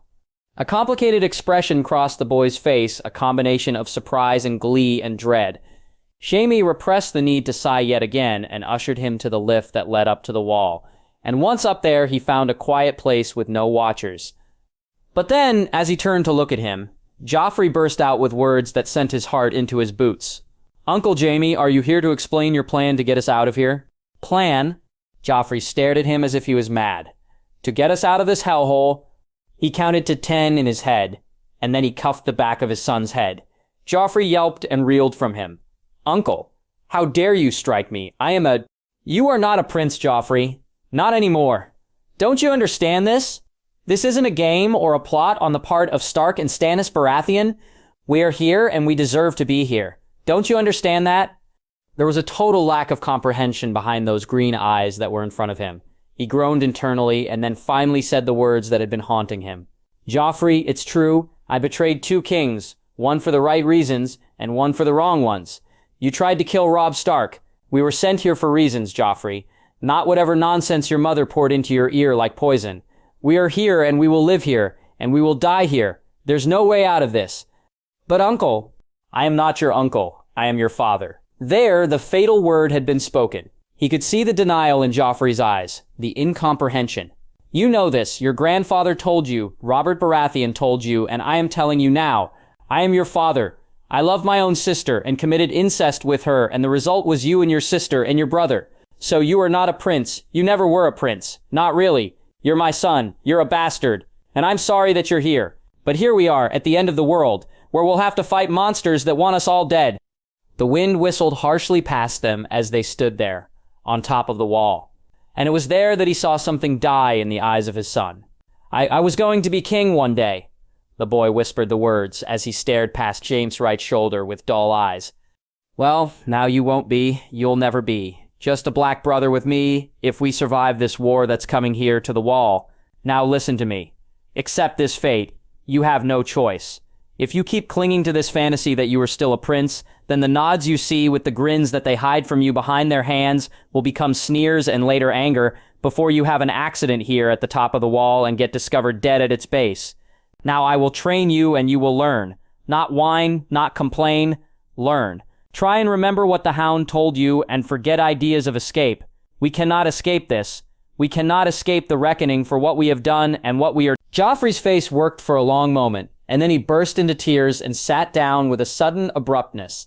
And with a bewildered sense of confusion, Jaime stood there next to him and patted him on the head, uncertain what to do. He was a father, and he had not the faintest idea how to act like one. And as he looked to the north, at the forest that stretched ahead to the horizon, he felt a sudden shiver of dread. Something was coming for all of them. Jon Stark, Balon Greyjoy may have been a sour piece of utter shit, but he took a day to die. The wound to his stomach was fatal, and the maester at Pike had to judge the amount of the milk of the poppy to administer very carefully, as he didn't want to kill him, but Balon Greyjoy's screaming never seemed to end for that day. It was a day he remembered for some time, a day etched in his memory, a horrible day. Pike was a place that defied description at times. The castle was in pieces. It was, on its seaward side, a series of towers sitting on stacks of stone, linked by stone arches or rope bridges. Just looking at the bloody place gave him the creeping horrors. Apparently the original Pike had been on a headland. Now that headland was just a group of islands. How long would it be before the islands went as well? Asha Greyjoy had told him that a lot of stones and mortar were used in areas at low tide at times. If he had been in charge then, he would have told them to start placing huge rocks at the base of the islands and to keep placing them until the headland reappeared. Something else that gave him the creeping horrors were the people in Pike. Oh, Asha and the reader had taken the place by the scruff of the neck and shaken it good and hard, helped by the death of Damfair and the wounding of Balon Greyjoy by his mad brother. Everyone had united in anger and fury over that, and as the word went around of what Euron had said, there had been a lot of muttering. Damfair's drowned men had been dismissed at once. They had not exactly gone willingly, but their hearts had been in the boots once word of Damfair's death and word of Euron's babblings about the drowned god being dying had gone around. But the thing that was really haunting him was the looks that various people were giving him, or not giving him. Many of the servants were afraid of Ghost, but they were all unable to look him in the eye. Not him, not Theon, not any member of their party. They seemed to be afraid of something. And having talked to Stannis Baratheon beforehand, he knew what that something was. They were thralls, slaves in all but name. Some had been taken in raids on the mainland before or during the Greyjoy Rebellion. Some were hopefully descended from those who had been taken in the raids, because they looked rather young. And some, upon hearing the northern accent of some of their party, had looked as if they wanted to say something but were too terrified to say a word. Apparently the reader had had a word with a few people, but it still all made him very angry. And now, as they sat there in a dining room off the Great Hall of Pike and awaited the latest news, he was looking at a thrall pouring his wine who would not look at his face and who trembled a little, but whose face worked slightly whenever he said a word. "You're of the north," he said to her as quietly as possible. "Taken in a raid?" She froze in place, not looking at him, just down at the goblet she was pouring the wine into. "Yai," she said eventually in the tiniest of voices. "Taken. You can go home now. My word as a Stark." Her eyes flickered at him and then closed for a long moment. "Truly?" "Truly." A tear leaked out of the one eye that he could see of her frozen profile, and then she drew herself up and nodded formally. "Honor to serve House Stark. I heard the call," and then she looked about the room, her face working, and all but fled. Themorn looked at him, and then placed a hand on his shoulder. "Another taken from the north?" "Aye," Fuck their iron price, and fuck their old ways. No slaves. Not now. Not ever. Lord Gramus' voice wobbled about a bit from emotion, but it was intense. There'll be those that fight it, said the voice of the reader to one side, making them both start a little in surprise. But then there's always idiots out there that fight traditions being stopped, and any tradition that boosts the mad thing that is the drowned god needs to bloody well stop. There was a moment of silence, and then they both nodded at Lord Harlaw before sitting there and sipping their wine. They all knew what they were waiting for, once the agonized screams had started to ebb and fade. Sure enough, after a while, the master appeared at the door. Lady Asha, my lords, Lord Greyjoy wishes to see you. He has not long left. It was good that Stannis Baratheon had warned them all what it would be like to visit the room of a dying man with a stomach wound, because otherwise he would have gagged a little at the smell that no amount of scented candles could get rid of. The Lord of the Iron Islands was a huddled shape on a blood-stained bed, even with the bandages. If he had been thin-faced before his mortal wound, he looked worse now. His face all angles and hollows, his eyes sunken and dull. As they entered the room, Asha went over to him at once, whilst Theon stood in the middle of the room, mist next to him, a pale, erect figure with a look that combined sorrow with a wish to be elsewhere. Jon made way for the reader and the Lord Hand, both of whom looked at Balon Greyjoy with hard eyes. The dying man looked at his daughter and sighed a little, before looking around the room. "Ah," he said in the merest of tired voices. There was blood on his teeth as if he had screamed his throat raw. "Witnesses! Good!" "Father," Asha started to say, before being silenced by a wave of his hand in the air.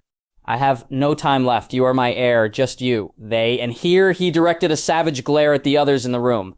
"They are here to witness this. Nothing else. Nothing for them." A complicated expression crossed his face, as many emotions seemed to clash. "You were right. Right about many things. He closed his eyes for a long moment. Whether in anguish of emotion or in pain, Jon could not tell. "I was wrong. I heard it. Heard the call. Damn fair persuaded me otherwise." "Yes, father," Asha said with a sigh. "I suspected that. If anyone stands against you, if any fools question you, you are my heir. If Drum questions you, kill him." "Yes, father." There was a long moment of silence. Kill Euron. He's not right. Never was, but now he's something else. Something terrible. "I will. Father, I swear it." The man was visibly weakening, his head wobbling. "Burn me. After I die." And then he was gone, the light fading from his eyes. Jon bowed his head for a moment, and then looked up at Stannis Baratheon, silently touched his shoulder, and then gestured at the door. As they filed out, leaving the weeping figure of Asha Greyjoy behind, he wondered what would happen next. And where Euron Greyjoy was, the mad fucker. Bronn, he'd never really thought about who he'd ever marry. Father had told him once to pick someone who wouldn't snore and who you wouldn't go to bed angry with, which was not particularly helpful. He'd once entertained vague hopes of marrying a barmaid in Old Town, but she'd become attached to some rich twat with deeper pockets than his at the time. And now here he was, standing in the godswood of the Red Keep, by some alchemy that he didn't fully understand. Father had been a believer in the old gods, as he'd lived for a time in Runestone and then again in the Neck, so something had rubbed off on him, but he'd been surprised when Ursula had told him that she wanted the godswood for their marriage.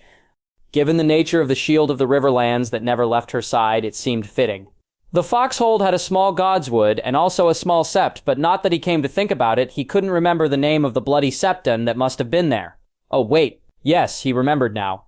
The man had left just after he'd taken up the title of Lord of the Foxhold because he'd heard the call. They'd have another ceremony there once they returned, just to reassure followers of the Seven there. He was wool-gathering again, and after a long moment he looked back at the 6-foot-tall weirwood tree that stood in front of him now. There was the merest suggestion of a slight and very small face on the trunk, and that disturbed him more than anything he could imagine. And then the man next to him, the man with the green cloak and the antlered hood, whose name escaped him, cleared his throat, and he looked over his shoulder. Ursula Collish was standing at the end of the line of trees, Lord Arryn next to her. She was wearing a cloak of green and gold over a red dress, and something that he couldn't explain within him knew that those colors were right. Something seemed to have frozen his lungs for a moment, and as he started to breathe again, he realized that something must have crossed his face, because Ursula was looking at him with the kind of burning gaze that meant that once they were in their rooms, a lot of clothes would be torn off. As she approached, he took a deep breath. He had always known that he had the capacity within him to be a right bastard. He'd been a sellsword, and as such, he'd done a lot of things that he had not been proud of. That said, he'd always told himself that there were limits, that there were certain things that he would never do, and truth be told, he'd kept to those limits.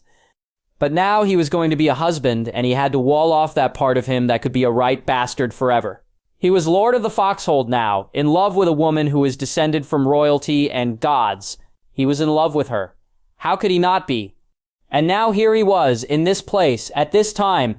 He knew that their marriage was not a thing that he could dare ever fuck up. No, never.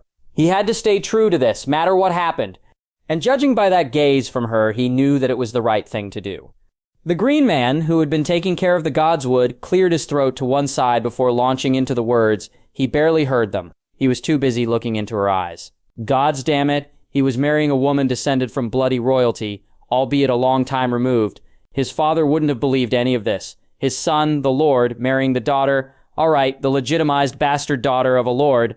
He knew that there was going to be a lot of fuss over that damn shield, but right now he didn't care. He was going to get married and be happy and make her bloody happy, even if he had to use that particularly athletic position that made his back hurt after a while, but women seemed to adore Gendry.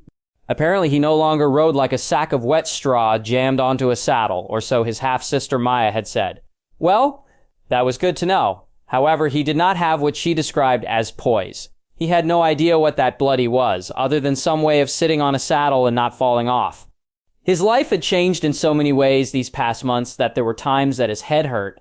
He was a blacksmith's apprentice, and he was riding with lords and the king, who was his father. His head hurt. He was riding with Maya and the Vale lords a lot, mostly because he had no intention of going anywhere near that scary bugger Lord Lannister, who could terrify at a glance.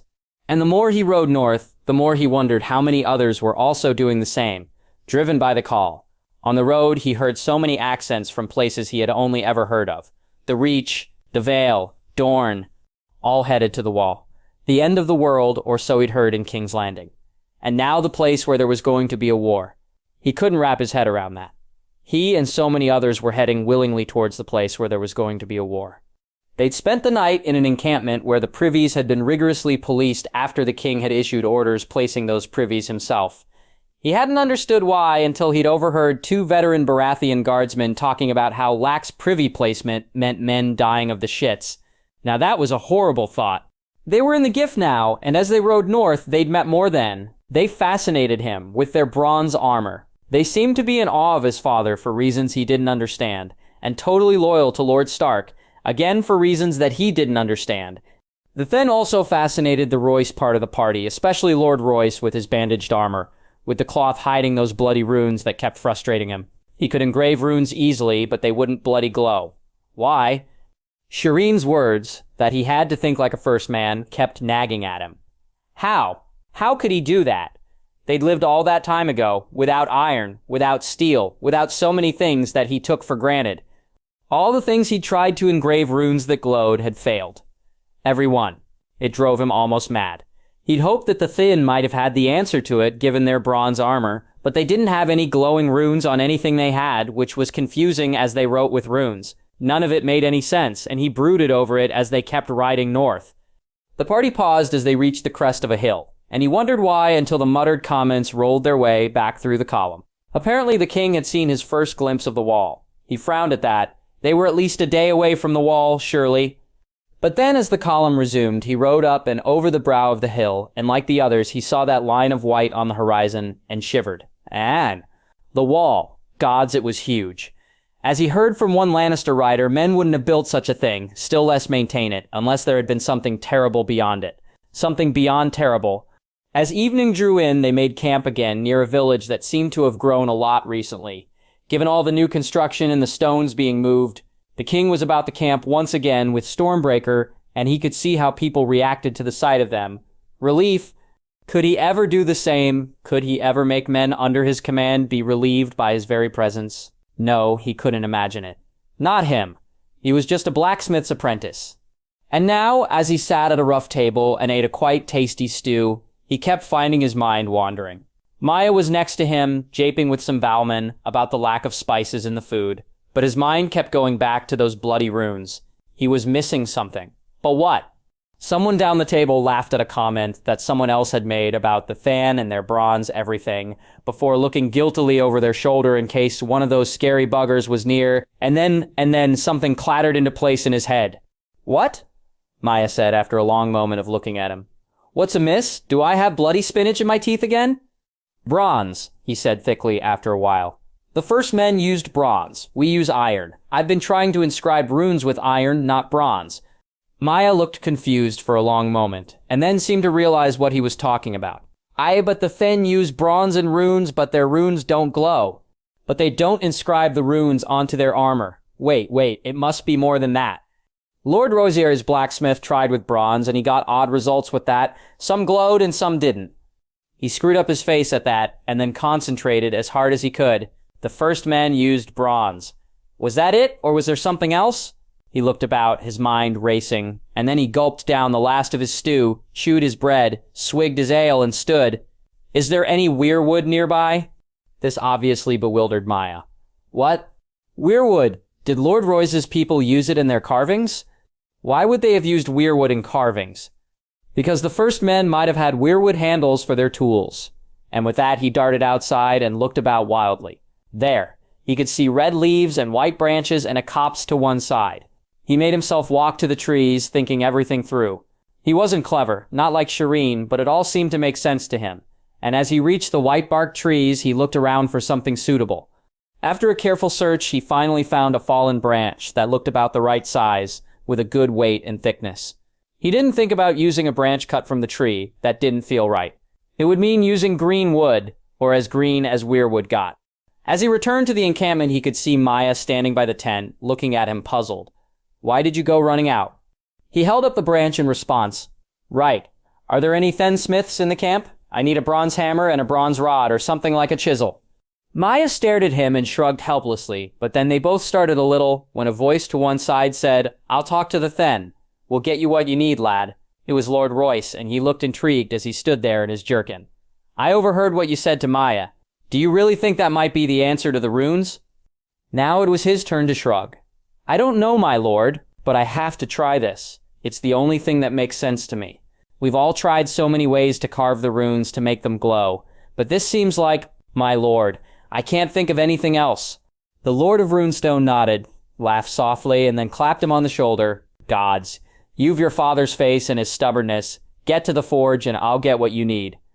He nodded back and then strode off to the forge, which was cooling down after the day's work. That wasn't what he needed there, though. What he needed instead was his knives hanging in a bag and the small lathe. He cut the branch down to the most usable and straight part, and then used the lathe to get the imperfections off the surface without taking too much off. After a while, Lord Royce arrived with a rather baffled Then, who handed over what he needed, a bronze hammer and a straight length of bronze. This was perfect, and he quickly removed what looked like the pine handle from the hammer, and then peered at the hole, before returning to the lathe and shaving what he needed to fit the weirwood handle into the head of the hammer. As for the bronze rod, he used his iron hammer to square one end of it carefully, turning it into a press. And then he pulled out one of the sheets of bronze that he'd been using for his experiments, one of the unused ones, obviously. And then he paused and looked at Lord Royce. "I need a rune to carve, or a phrase in runes, something that means something important." Lord Rosier paused and then reached out to grab a piece of cloth, and then a quill and a pot of ink. "Try this," he wrote quickly and cleanly a few runes on the cloth. "It means protection. That should suffice." He looked at the runes, memorizing them, and then he took a deep breath and started to hammer an impression of the runes into the bronze with the hammer in the press, striking as carefully and exactly as he could. After he finished the first rune, he paused. Nothing. "Keep going," Lord Royce said softly. "It's just one letter in a word, so why would it glow?"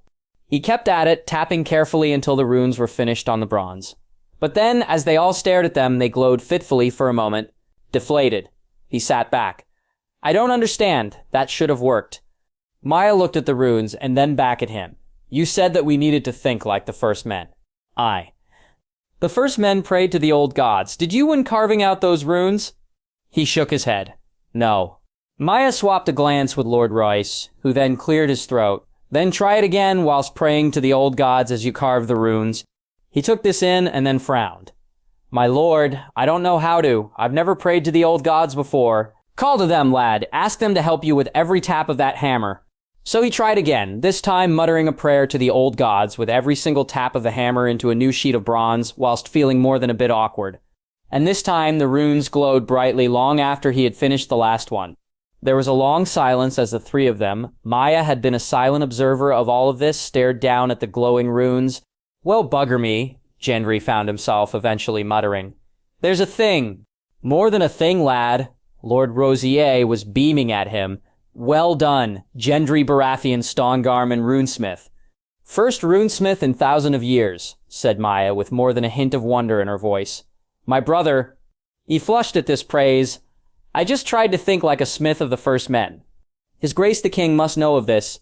I'll send word to Runestone as well, along with your name." Gendry rummaged in his bag for a moment before pulling out the bracers that he'd been working on for some time. They were good steel with a soft leather interior lining. "My lord, I was making these for my father. He needs new ones. I was going to engrave stags onto them, but now," he took a deep breath. "Lord Royce, which runes would be suitable for his Grace the King?" From the look on Lord Royce's face, it was the right thing to say and to do. The older man nodded and bent over another scrap of paper to sketch out more runes, whilst Maya looked at the leather. "That'll need ringlets and leather lacing. Let me help." He nodded. Leatherwork wasn't his strongest skill. He wasn't bad at it, but he knew that Maya was better, as she could work on saddles with ease. It wasn't hard work, but it was fiddly to find the right size bronze sheets, both identical, and then precisely stamp the runes into them. Once he'd done that, he detached the leather, which he handed to Maya, who squinted at it and then muttered about his crap stitching so that she could work on it before attaching the sheets to the curved steel bracers with carefully placed bronze pins. This was bloody fiddly, but he needed the practice for the more ornamental work. All of this took time, and he realized after a moment that he had an audience. Two Thenn were watching him, looking extremely impressed, whilst that other Vale Lord, Lord Redfort, was watching as well. Maya handed the leather back to him, and he raised his eyebrows. She had done very good work indeed. He smiled at her, reinserted the leather into each bracer, and then addressed the last remaining little things that needed to be smoothed out. Only then did he stand and show what they had made to Lord Royce. The Vale Lord nodded, approving them, and then held out some sacking. "Wrap them up, and then follow me, the pair of you." The moon was rising as they left the forge, and the camp was starting to quieten as men and women started to retire to their beds. However, there was still light and activity at the king's tent, where Sir Barristan Selmy was standing guard outside. He straightened as he saw them approach. "Lord Royce!" "Sir Barristan, we need to see his grace. We have important news." The old Kingsguard dipped his head and then slipped into the tent. There was a rumble of voices, and then he came out again and held the flap of the tent open. "His grace will see you." His father, the king, was sitting on a camp stool, looking at messages whilst Lord Tarly and Gendry gulped nervously. Lord Lannister sat in chairs by a small table looking at papers. As they entered, 3 sets of eyes looked at him, and he felt his cheeks flame with tension. "What's this information, Lord Royce?" the king boomed. Lord Royce stepped forwards and then handed over the first panel with glowing runes on it. "Runes can be carved again, your grace, runes that glow and offer protection against the others." His father sat there, his mouth open in shock, and then he surged to his feet. "How?" Lord Rosier nodded at Gendry and Maya. "Your children." Gendry in particular thought it out. They thought like first men. Weirwood handles for bronze hammers to shape the runes and prayers to the old gods whilst carving them. The 2 lords at the table had also come to their feet, and the king handed over to them the piece of bronze. "It was Gendry more than me, your grace," said Maya quietly. "And he has a gift." With trembling hands, he handed over the piece of sacking. "Maya helped with this, your grace." Their father opened the sacking and then went still. "I said the other day I needed new bracers," he said thickly after a moment. "You heard then?" "I did." The king pulled the bracers out, with their glowing runes. Lord Tarly stared at them, whilst Lord Lannister looked at them and then stared at him intently before twitching an eyebrow upwards. "Magnificent," the king said at last before tugging them onto his arms and doing up the lacing. And then, as the second one was made fast, they all heard the boom of lightning far above as the runes glowed even more brightly for a moment. And just for a heartbeat, he swore he could see green fire in the eyes of his father. Jon Stark. He had the overwhelming feeling that many of the Ironborn were absolute pain in the arses. He thought as he watched some idiot lord be dragged away to the dungeons. The man had burst into Pike's Great Hall to claim that his thralls were going to stay on the island, even if he had killed them to make them stay, and that Asha Greyjoy could not rule because she had tits, or some such nonsense. The pale-faced new lady of the Ironborn with the granite-faced hand of the king and the reader next to her had reduced him to abject silence with mere words to the guards and a glare. Good. He wanted to be away from this place and back to Winterfell as soon as possible, because this place gave him the creeping bloody horrors. There were too many idiots here, and he didn't envy Asha her task of ruling the Ironborn. At least there had been no further attacks by the others, or at least none had yet been reported. He wondered what it had taken them to mount that blow, to get that iceberg filled with whites and controlled by those 3 others to the shores of Pike. Valyrian steel blades were not common on the Iron Islands. Nightfall now hung at the hip of the reader, and apparently House Drum had a sword named Red Rain, which might possibly have belonged to the now dead Rains, based on the name. So as he too had a Valyrian steel blade, he had to stay around for a bit longer, and he knew that some were wondering how Ned Stark's bastard had such a weapon. The Hand was certainly wondering. Father had told him that the king knew his true parentage, but not the Hand, and he wondered uneasily about how that conversation might go. Asha stood suddenly, and then looked at Jon and Theon as she rested a hand on some papers to one side. My father had a lot of plans, she said after a long moment. Unrealistic plans in places. He wanted revenge against the North for its part in squashing his rebellion. Ah, he didn't look at the Theon. He knew what that other version of him had done in that other time. These are my late father's plans for the invasion of the North. She picked them up and then walked over to the fireplace and dumped them onto the fire, where they went up with a crackle and a roar, and that is where they belong. The others come. The Stark has called for aid. We are needed. And that is the end of it. There was a rumble of agreement, and then they all watched as the papers burned. As they did, a door opened to one side, and a man walked in quickly. My lady, Ayaxi said huskily as she looked at him. Then she saw the look on his face and straightened. What's amiss? The Silence has been sighted in a cove on the north of the island, about 3 miles away, near Oyster Point. And with those words, everyone in the room stood up. It was the first word they'd heard for days of Euron Bloody Greyjoy's ship. Double the guards in the castle, that kinslaying fucker knows his way around here all too well, Asha barked. Nuncle, ready the Sea Song and any other vessel you need. I want the Silence pinned against the shore. I'll go overland with everyone and... But then another door banged open and the master hurried in, holding a message. My lady, a message from Winterfell. Gods, what now? It'll have to wait, master. The Silence has been seen. My lady, this might be related. The mountain is dead. He tried to kill Lord Robb Stark and he was said to be possessed. There was a moment of stunned silence, and then Theon and Jon both roared, "What?" at almost the same moment, and then ran towards the maester, who looked rather alarmed at the sight of their approaching forms along with their direwolves, but who held the message out. Jon got it, an instant before Theon, who scowled but then read it over his shoulder. The message was one of madness, but they both relaxed when they read that Robb was fine. The mountain is indeed dead, Jon breathed. Robb and the Hound killed him together, and the mountain's eyes were black, and apparently just before his head was taken, his eyes changed color again, and he said that he was attacking the wrong Stark. What does that mean? This is Maester Luwin's hand, Theon muttered as he handed the message over to his sister. He writes that the mountain could have been possessed by a Valyrian spell. Asha looked shocked at this and then read it before showing it to the reader, who was pale. Euron mentioned visiting Valyria and picking things up there. Gods, did Euron do this thing? What else can he do? Black eyes, Stannis Baratheon said wonderingly after taking the message from the reader.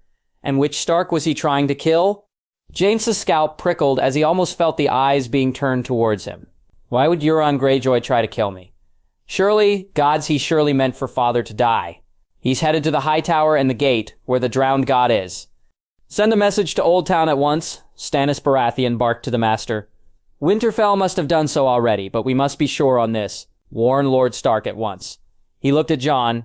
And you, Jon Stark, must be careful. At least Tyrion Lannister had those warnings of his. We have nothing like that. The maester looked from the hand of the king to Asha Greyjoy, who nodded, before bowing and striding briskly out. Right, said Asha quietly, before running a hand through her hair and closing her eyes shut as she obviously thought things through. Uncle, take 3 ships with ballistae on them.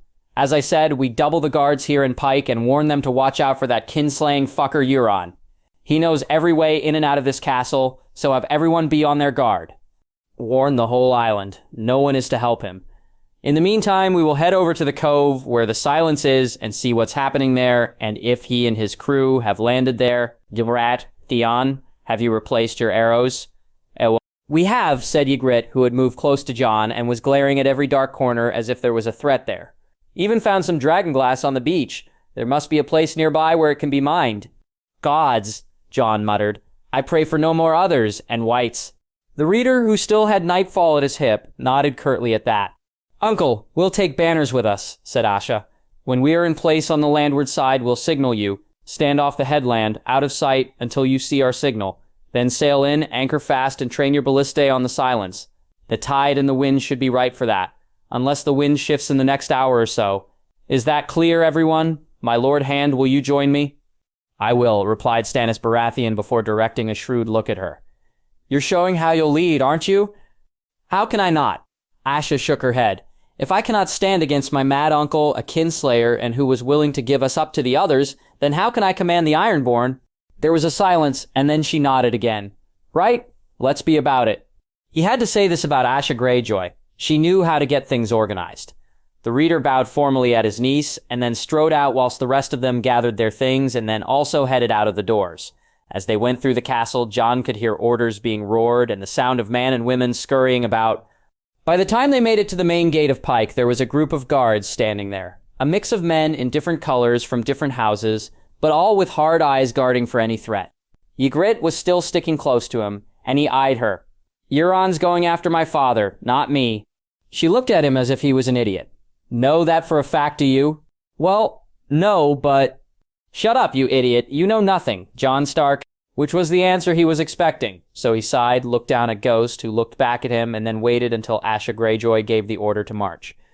3 miles was not far, but that last half a mile was more stealthy, as the scouts spread out and then reported back with a local minor lord, who bowed hastily at Asha and greeted her.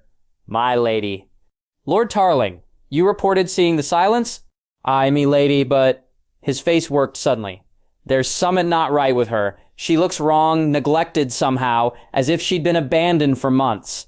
But I swear that she wasn't there last night, me lady. I swear it. She wasn't there. Asha stared at the man and then nodded, before issuing more orders. A chain of runners was organized, the last of which held a banner, so that the readers' ships could be summoned properly. And then they marched onwards, before starting to crawl as they reached a rise overlooking a bay. A ship was anchored there, and even to Jon's eyes, it didn't look entirely right. The sails looked as if they had been furled in a hurry at the very least, and the vessel had a slight list. Asha stared at it with wide eyes, before she and the Lord Hand both took out Mirish eyeglasses and stared at the ship. That's not right, Asha said slowly as she inspected the silence. None of that's right. She looks fucking terrible. The sails have been furled by no Ironborn would furl a sail like that, and those sails are faded and worn. The rigging looks ragged. No one's holystoned that deck in a month at least, and she's listing. Look at the outlet for the chain pump, muttered Stannis Baratheon. No water on the planks under it. No one's pumped her bilges in a while. If I knew nothing better, she's been abandoned for weeks. This makes no sense. No sailor would treat that ship so poorly. No one on deck either. Lord Tarling, you are sure that the silence was not there last night? Asha asked of the local lord. And is there any sign of her crew? The cove has no sign of any landing, my lady, Tarling replied, nor any sign of any other landings in the other coves nearby.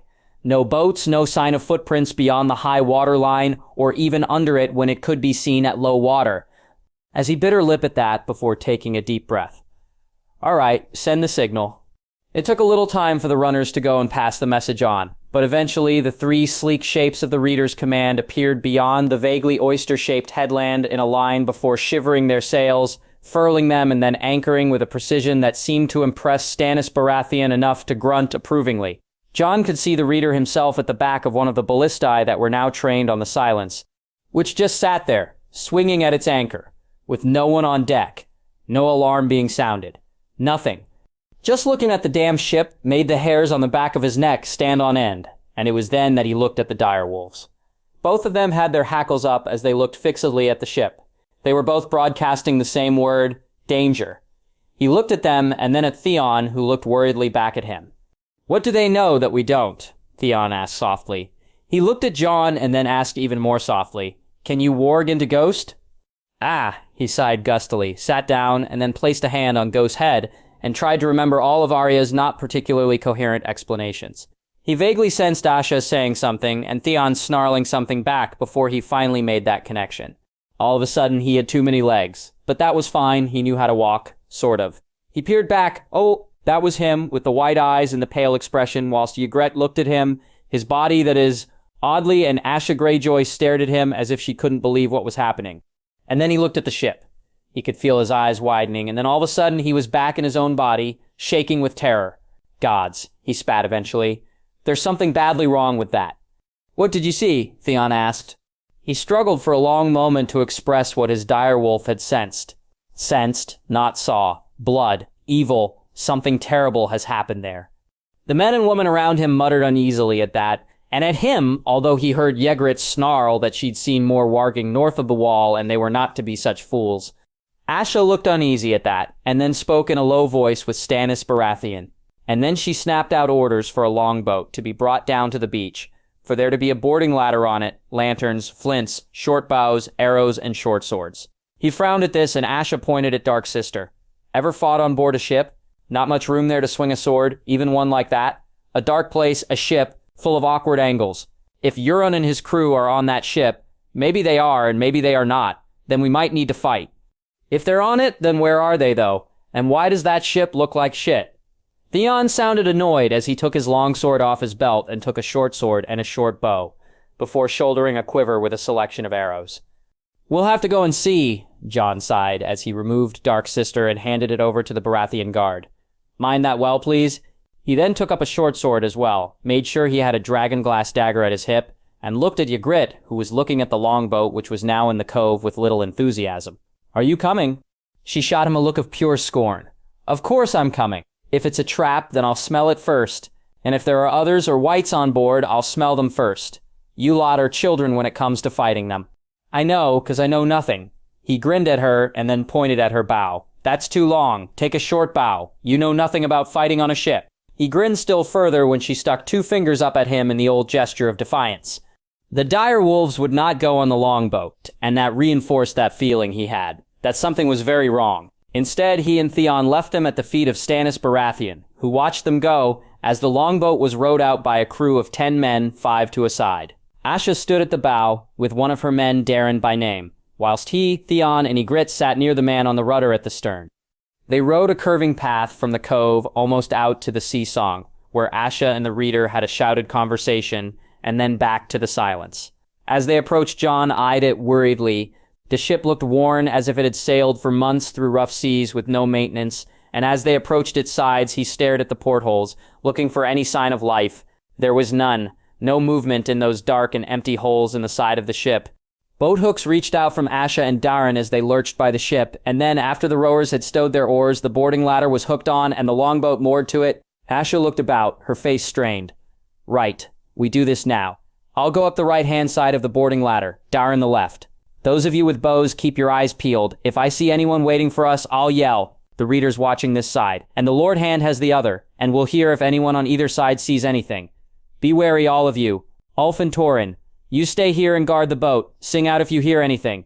The rest of you, you'll follow me with the lanterns. He watched as the 2 Ironborn swarmed carefully up the ladder, paused at the top, peered quickly over the side, and then again further over, and then vanished over the top. For a long moment, his heart was in his mouth, fearing the worst, but then Asha's head reappeared. Up, she called. All clear. This was a good thing, as Ygritte was looking rather green in the lurching boat, but she seemed to recover as they climbed the ladder and then assembled on the deck of the Silence and looked about. His gut was churning for some reason that he didn't understand, and he looked about carefully. Nothing. There was no sign of anyone. As before, no sign of life. After a long moment, something caught his eye. What's that? He pointed at a piece of leather that was flat on the deck and which looked out of place. Asha walked over to it and picked it up in a gloved hand, before frowning. Part of the rigging, she said, looking up. Only, this is wrong. It's rotted leather. That's not right. It's a strap for the sail, a reef point. No one sane would sail with this attached to their sail. Euron's not sane, but he's still an Ironborn, Theon said grimly before pointing at a door at the prow of the ship. We need to check that. 2 of the Ironborn sailors crept forwards, short swords ready, before opening the door and then peering carefully in. Both then gagged slightly and pulled faces before looking in again. Bunks, my lady, one called out to Asha. For the forepeak. 4 of them, smells from rotted food on plates in them. Badly rotted food, apples, bread, some cheese, all rotted and green. Asha Greyjoy stalked forwards and peered into the room before pausing. "Stand back," she said quickly. "That should all be covered in flies and maggots. There are flies, but they're all dead." "Poison?" someone asked as they all looked uneasy. "Maybe," Asha said warily before gesturing at the covering for the hold that was before the main mast. "Light the lanterns and let's see what she was carrying." What she was carrying, as was revealed by the lantern that they lowered into the hold with a rope, was not very much. There seemed to be some boxes, but what they contained was a mystery. There was again no sign of life. "Right," Asha said as she took a deep breath and then looked at the closed doors at the stern of the ship that Jon now knew led downwards. "Light the rest of the lanterns and let's be about this. Be wary, all of you." They opened the doors quickly, with Theon and Ygritte standing ready with their bows, but there was no one behind them, just a patch of sunlight that showed the start of a staircase going down, and then a dark void. Heart-pounding. Jon took the lead with Asha on this, descending stair by stair with Asha, who was like him holding a lantern aloft with her left hand and a short sword in her right. The others were behind them, watching and swiveling lanterns as they descended. Nothing. At the base of the stairs was a closed door on their right, at the stern of the ship, and a sliding door to their left. "Crew's quarters," Asha whispered as she pointed left, and then as she pointed right. "Captain's quarters, you're on." They paused and listened. Again, nothing. Then Jon frowned. "Captain's quarters has a door that opens outwards. Why?" Asha pulled a face. "It can be bolted shut from the inside, makes it harder to break in during a mutiny." "Ah, left first." Darren grabbed the door handle with his gloved hand, looked at them all as he counted from 5 to 1, and then pulled it open. They stood there ready for anything, but nothing emerged apart from a smell of rotted food again. Jon peered in. This was beyond odd. There were hammocks in various states hanging from heavy-duty hooks in places, or just laying on the floor, and no sign of life. "Sea chests are all there," Asha said musingly. She pointed at one hammock, and someone's flute. "Where's the fucking crew, though? Eric, Tom, the galley's through there. Have a careful look." The 2 men hurried forwards, and then hurried back, looking nauseous. "Rotted food again, my lady," one of them said, looking as if he wanted to throw up. "Gods, that's bad. No sign of the crew again?" "Where the fuck are they all?" Asha muttered before turning and looking back at the closed door. "There's hardly room for them all to be in there. Right, stand ready." Jon stood by the door and reached out with the same hand that held the short sword for the handle. It turned slowly under his hand, and he looked about to make sure that the others were ready. They were by their nods, and then he pulled the door open and stepped back to deal with any attack. What he was attacked with was the overwhelming stench of blood. Gods, it was foul and cloying. He looked into the room and almost threw up. Blood. It was everywhere. It coated every surface. It was dripping down the walls, off the tables, down off their chairs, off the ceilings. Gods, it was everywhere. He froze. It was dripping. That meant it was fresh. No clotting, so very fresh. "Gods," he said thickly. "Has this just happened? It's fresh. Still dripping. And," he paused, suddenly struck with the certainty that there was someone horribly wrong with the world, and then he looked up. The ceiling was plastered with a horrible combination of blood, skin, bone, hair, and must have been muscle. And in the middle of the ceiling was what looked like a large and malformed skull of some kind, in the eye sockets of which were a pair of blood-stained eyes. And as Jon looked up at it, those eyes looked down at him. Afterwards, Jon could never explain what sparked that automatic instinct for pure survival in him. He wrenched his eyes from the horrible thing in the ceiling and threw his lantern against the desk in the room so hard that it shattered and sent burning oil everywhere. A moment after that, he slammed the door shut, pulled out his belt knife, and then thrust it into the door frame so hard that the blade vanished into the wood, leaving the hilt which jammed the door shut. "Run!" Jon roared at the others, and was swiftly rewarded by them fleeing up the staircase as fast as they could. As they went up, he could feel something thump against the door and then make a noise of distress that was enough to make him snatch Asha's lantern from her hands and then throw that at the base of the stairs behind him. The oil went everywhere down there and caught fire in an instant, sending greasy smoke into the air as the dry wood started to catch. Up they ran, and Jon swore as one of the steps cracked and broke as his foot went through it, but he pulled himself up with a hand on the rail, and as they emerged into the daylight, he grabbed Theon's lantern and threw that down the stairs as well. "Watch out." The call came from Darren, who was looking upwards, and Jon realized that there were pieces of rigging now hanging loose from the mainmast, which was audibly groaning, and then as he looked at it, a great crack appeared in the wood. Something screamed or groaned under their feet, and the ship shivered. "Off! Jump for your lives!" Jon roared. "Never mind the boat, over the side and swim to the reader's ship." Whatever tone he used must have been a convincing one, because the party turned as one and made for the side of the ship. As Jon reached it, the mast groaned again. Ygritte was trying to say something as the others all vaulted the side and dove into the water, but he paid her no mind. Jump.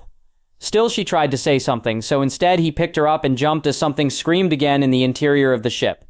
They plunged through the water, and then he kicked upwards, up towards the light. As they broke the surface, he could see that the boat had cast off and was headed away from the ship, and that the others were swimming away from the silence. It was then that Ygritte started to flail desperately in his arms and caught him a right ding on the side of the head that made him get a mouth of seawater.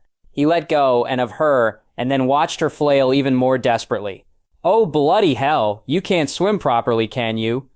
She spluttered something, and he stroked around to behind her and grabbed her chest just under her breasts. "Stop struggling. It's me. I've got you now. Relax. Kick your boots off, and then let me get you to the boat. You understand?" White-faced and obviously terrified. She nodded slightly and abruptly went limp after wiggling her body more than a bit as she kicked off her boots. He took a deep breath and then started to carefully tow her back towards the now approaching boat. As he did, he could hear Asha Greyjoy shouting her uncle to sink the fucking ship, it's possessed or something. "Loose your ballistae now." There was a shout of acknowledgement, and then, just as Jon and Ygritte reached the boat, and the men in it reached over to pull them up and out, he heard the deep thuds as the bolts were loosed from the trio of ships at that accursed ship. All hit, gouging deep holes in the side of the ship. As he heaved himself up and into the boat, and then checked on Ygritte, he looked back at the silence, where smoke was now billowing up from the back of the ship, and as he watched the ship seem to be rotting to pieces, the mainmast failed at its base, and topped backwards over the stern, the rotted sail smothering the smoke for an instant. And Jon froze. There was something moving under that sail, something that didn't look right. It was also on fire, as the sail went up like kindling. Whatever was under it slumped downwards. Had there really been something there? Had it instead been a trick of the light? "What the fuck was that?" Dad called out from the prow of the boat, and he knew that he had not just been him, and that it hadn't been a trick of the light as the ship burnt. The silence shuddered visibly again. And then, as the men behind the oars shook off their shock and struck out for the sea song as hard as they could, he could see the silence, and it horrified him. The ship seems to be changing color, as if the wood itself was decaying in front of their eyes. He could hear the reader shouting orders to buoy the anchors, and then prepare to cut the hawsers and make all sail, and looked around wildly to see that Asha and her men were swarming up ropes on the sea song. As they reached the reader's ships, hawsers were let down from derricks. The oars were stowed. The hawsers attached to davits, and then he grabbed Ygritte and hung on, as the boat was hauled bodily out of the water and hoisted up to deck height and then swung aboard. The men were moving with a frantic speed, and as he helped a retching Ygritte, how much seawater had she swallowed? Off the boat he heard the reader shout out to make sail. He strode to the side of the ship and joined the dripping wet Asha and Theon at staring at what remaining of the silence, which was now low in the water, on fire and crumbling quickly. And then it seemed to somehow get compressed together in a horrible maelstrom of swirling wind, rotting wood, fire, and water spray that howled into the skies for a long moment before it finally vanished beneath the waves with a bubbling roar. The Sea Song and the other ships were moving by now, and it was a good thing that they were, because he really didn't like the look of the fiery bubbles of something that kept rising to the surface, along with very dead fish. Away they sailed. And as he sat down heavily on the deck, he could see men at the mainmast signaling to the party at the cove. He was wet, had been badly shaken, and needed new boots. By the time that they docked again near Pike, and then met the others in the Great Hall, he was drier and had new boots, and was wondering what was wrong with Ygritte. She'd recovered from her near drowning, and also had new boots, but was looking at him differently, and he wasn't sure why. He also had Dark Sister at his hip again, and he thanked the guard that had returned it. And then he told the tale of everything that had happened on board the Silence, backed up by the others, including a very pale Asha Greyjoy, as they ate a hurried supper. "Lord Jon here saved our lives, I'm sure of that. He moved fast when he saw that thing in there, and throwing the lantern in was a good idea." Asha Greyjoy sighed. "Lord Tarling, if any wreckage of the Silence washes ashore, it is to be burned at once. That ship was accursed. I have no doubt that what we saw in that cabin was the remains of my mad uncle's crew, and I have no idea what horrors he inflicted on them or what purpose he had. All I know is that he is to be killed on sight if he lays foot on the Iron Islands again. But where can he be? The reader mused as he stroked his chin. He vanished on that beach. His ship is gone. His crew is dead, I hope, and no ships have been reported stolen. Where is he? Silence greeted this question, and Jon stroked the fur between Ghost's ears. The dire wolf was himself again, and no longer fearful. The danger had passed for the time being. Once I know that Pike is secure, you and I should go to Great White, Nuncle Roderick, Asha said eventually. You too, my Lord Hand, if you please. We need to talk to the Stonebrows and find out what they know. This civil war that my father started is over. His body must be burned anyway, the reader said somberly. As you promised him, it's not the Ironborn way, but that needs to be the point now. The old way is gone. It died with your father in Damfair. There was a pause, and then they went their separate ways. He was tired, he needed clean clothes and to wash the salt off him, and he needed to think about what they had witnessed that day. He knew without a shadow of doubt that father was in danger from that mad bastard Euron Greyjoy. He just didn't know how the mad Ironborn could beat father to Old Town. But as he started to close the door to his room, it was blocked and then pushed open. Ah, Ygritte, are you all right? He asked the words quietly, and then frowned as she closed the door behind them, and then walked up to him. I am fine, but you need to shut up and let me talk, she said softly. If we were north of the wall, then my father would have cuffed you about the head by now and told you to stop being a stubborn bastard and admit that you love me, because I know that you do, just as I love you. Ygritte, he started to say, only for her to cut him off with a gesture. Shut up, do you deny you love me? He stared at her, his blood boiling. You know that you do. The words sounded strained, but I never know where I stand with you. She looked at him. Right, stand there, frowning. He did as she walked behind him. You saved my life 3 times today.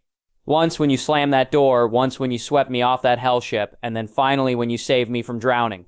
North of the wall, that would make me your wife. So I am your wife, don't turn around yet, and we can do whatever silly kneeler ceremony you like later. But here and now it's just you and me in this bed. Now turn around. He turned. She was standing there, stark naked, in front of him, and in her eyes was nothing but invitation. So he stepped forwards, into her arms, and swept her onto the bed, as he kissed her mouth at last properly, and helped her take those bloody salt-stained clothes off. Sleep was forgotten for the time being. They were finally together.